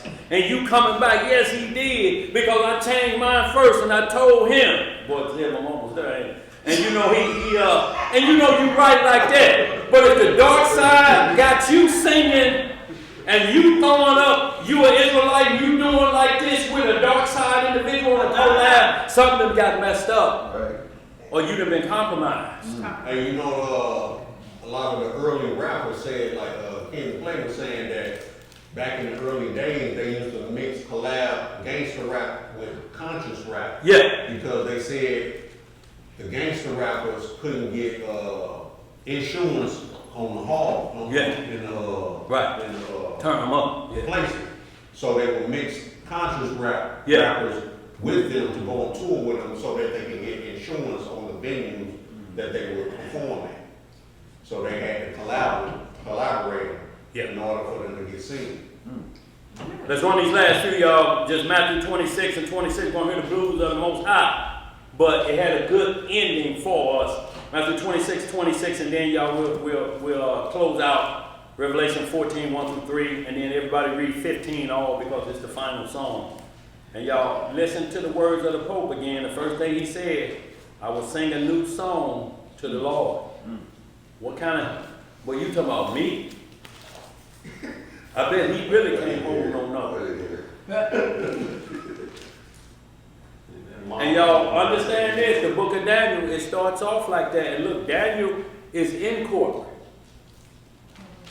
Daniel was in corporate. It said he took care of all the king's affairs. Joseph took care of all the king's affairs until he said, now, I need you to worship our God. That's when they backed out of their corporate jobs. But they had corporate jobs. So did Mordecai. So we don't want that to get twisted. You may be in the upper echelon, but there's a line you can't cross. Right. When they ask you, do you want this promotion, you got to turn it down. Right. But they were in corporate. Read Daniel 1 and 2, and then see chapter 3 when the boss flipped on them. They were governors and mayors. The governors and mayors, and when he flipped on them, he said, now when you hear the music, Daniel, them, y'all been living good. Y'all been up here. So it's time to pay up what y'all owe. And they say, well, we don't owe you nothing. Okay, run that y'all real quick. 26 of Matthew. We're going to close out to 30. And this is the blues of the Most High. But it gave us a blues that we could hope for. You understand what I'm saying? There are all blues jams out there that have hope at the end. Thank you, Creator. All of them ain't little Milton bound. Thank you, Creator.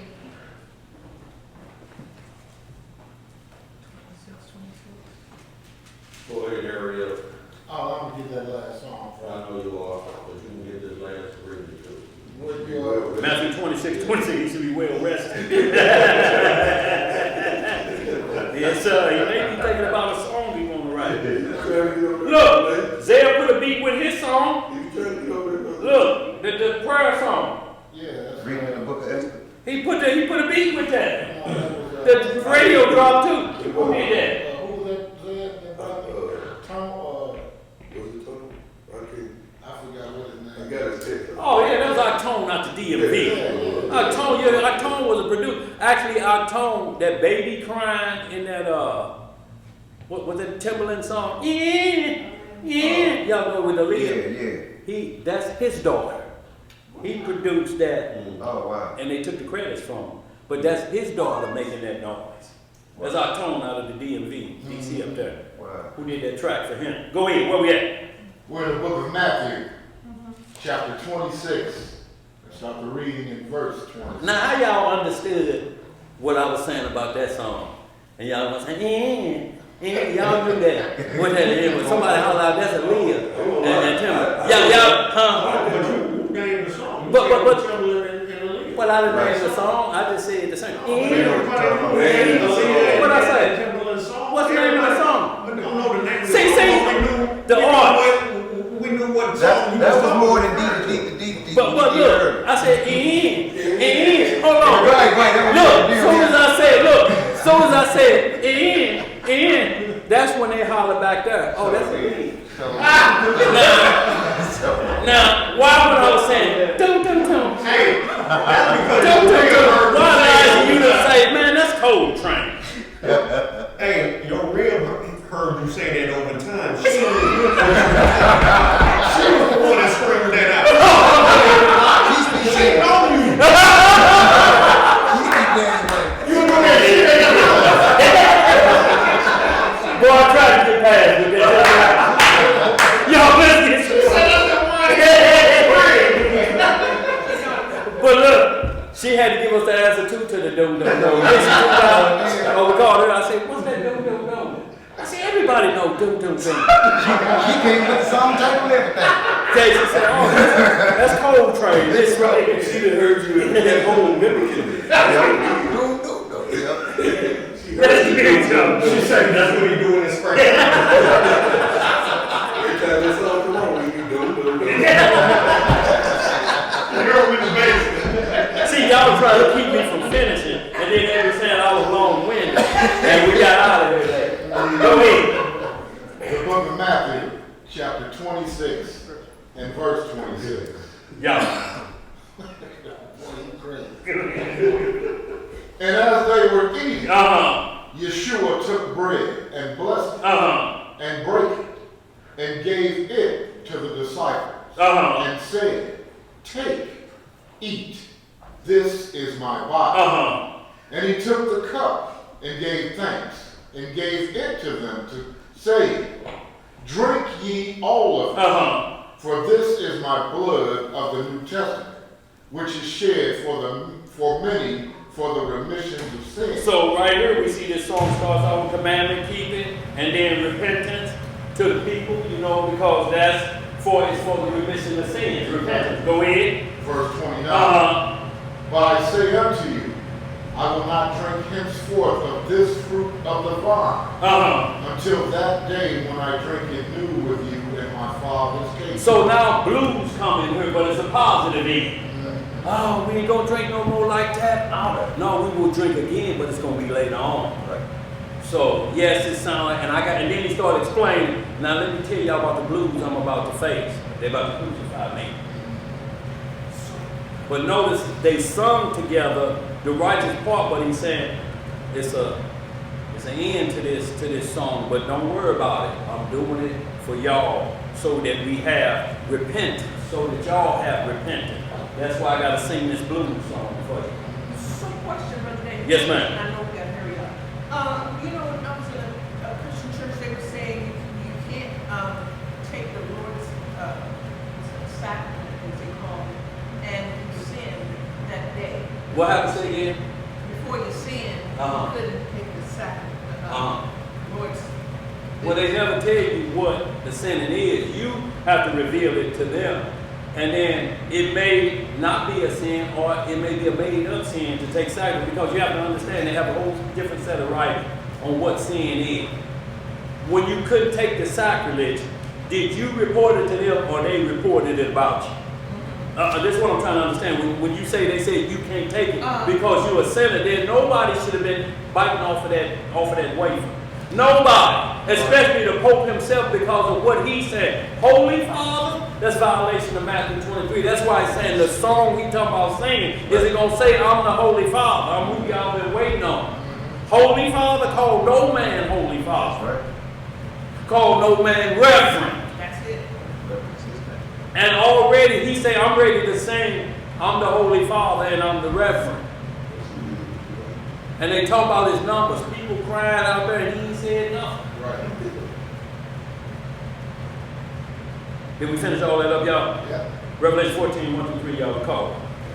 Y'all read 15 all as homework about the song. But we're going to have to know this song, y'all. Y'all ain't going to learn this song there in Judgment Day. You're going to have to know this song before you get to Judgment Day.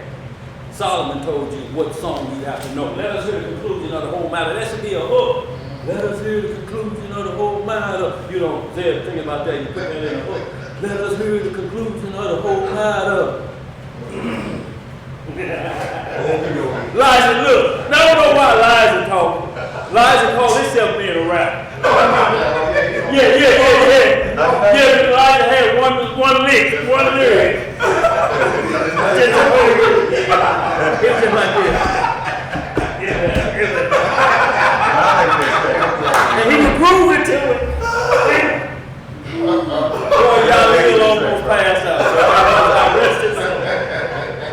So he in the boat with me. Yes, sir. Hey, no. I know my limitations. We made the music though. I know my limitations. I know. He did say he wasn't doing it. Yeah. Immediately he said, I ain't doing that. No, yes. Let's get Revelation 14, 1 through 3, y'all. We're going to see once again who got the song, and we have to understand he's pulling them from the earth.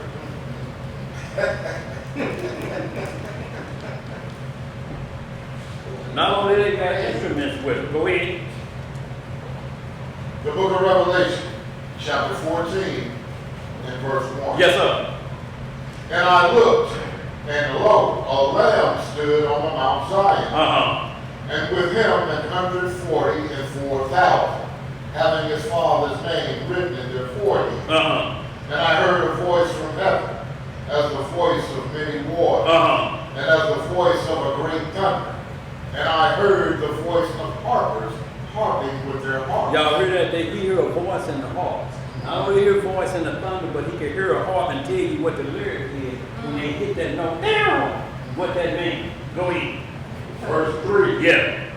And they sung as it were a new song before the throne, Go ahead. and before the four beasts. What they sing? They sung as it were a new song And before the notice, throne. keep that in your mind. The Pope has said the same words. A new song. Go ahead. What else to say? And before the four beasts. And the elders.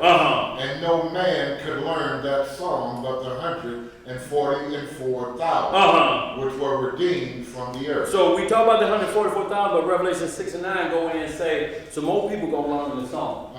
But these are the ones who learned that song on earth before, tribulation, and they were removed from, So Moses know that song. Elijah know that song. Enoch know that song.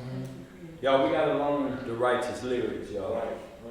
And quit singing the wrong lyrics because they got our kindergarten singing nasty red lyrics. And grimy. Even on the children's songs, they do. Yes, sir. We're gonna love all the way. Yeah. Yeah. There's a 5-year-old guy doing saying that. Look, one shorty told her, say, I'm gonna put these hands on you on God, a kindergarten. I will put these hands on you on God. Come on, Elijah, the kindergarten. Man. Yeah, she told another little girl that, but I had another little student, he was just singing kindergarten, singing Murder on My Mind. I don't know who he was singing, but he just What we singing? Murder on My Mind. 5 years old, 6 years old. Murder on My Mind. That's in the house. That's in the house, Elijah, exactly. So y'all, this is what we dealing with. That's why the harvest is plentiful, but the laborers are few. We got a lot of work to be done if we just housing ours. We see all that's out there, so when you go out in the world, you gotta try to turn. Quit singing that song like that. Right. Sing Life Is On My Mind. And look, they're children. It will switch immediately because they're gonna hear correction. It immediately turn up, they say, I'm sorry. Yeah. The most bad children, they say, I'm sorry. Yeah. You can't sing that song like that no more.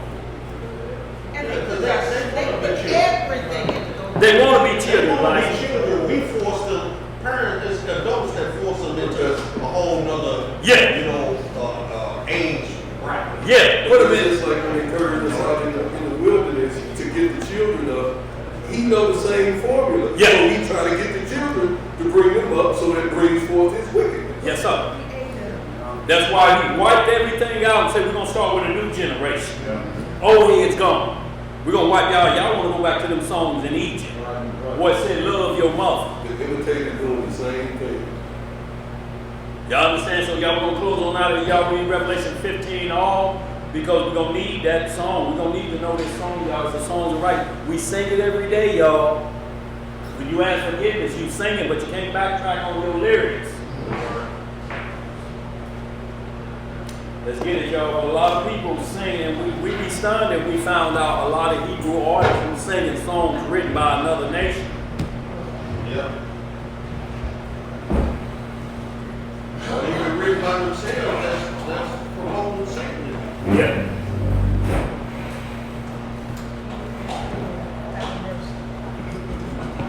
What we got to by everybody? Any questions out there? Everybody good? No, sir, they say an excellent lesson. I got something to say, though. Get in front of the camera. What happened? They want to see you too about? Nah, I just want to say something to y'all. I want to thank y'all. Brother Ariel, Brother Daniel, Brother Zebediah Boaz, Brother Elisha. I want to thank Sister Naomi, Sister Abia, Sister Iman Ball. I want to thank the whole assembly. Last, I want to say about 2011, May 7th was when I uploaded the first video to this channel. It's been 14 years, y'all. 14 years. 14 years. Yes, sir. Going through the time you went out like that, all praise. Yes, sir. Thank you very much. We love, man. And look, y'all, he is an artist. Listen up, y'all, he is an artist. So, he may have been giving Zeb a hint right there. He don't know that since May 14th. Video has been loaded. He knows no hope for him. Yo, all praise.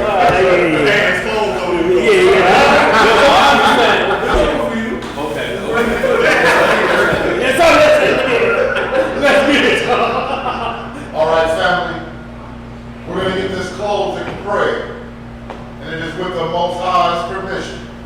And it's in the name of His only begotten and beloved Son. Yes, sir. Our Lord and Savior and our Redeemer. Yahushua HaMashiach. Yes. But we know him as Jesus the Christ, family. Yes, sir. Long live the King. Long live the King. Reading in the book of Psalms, in the 28th chapter. Read it. It reads, Unto thee will I cry, O Yahweh my rock. Yes, sir. Be not silent to me, lest if thou be silent to me, I become like them that go down into the pit. Yes, sir.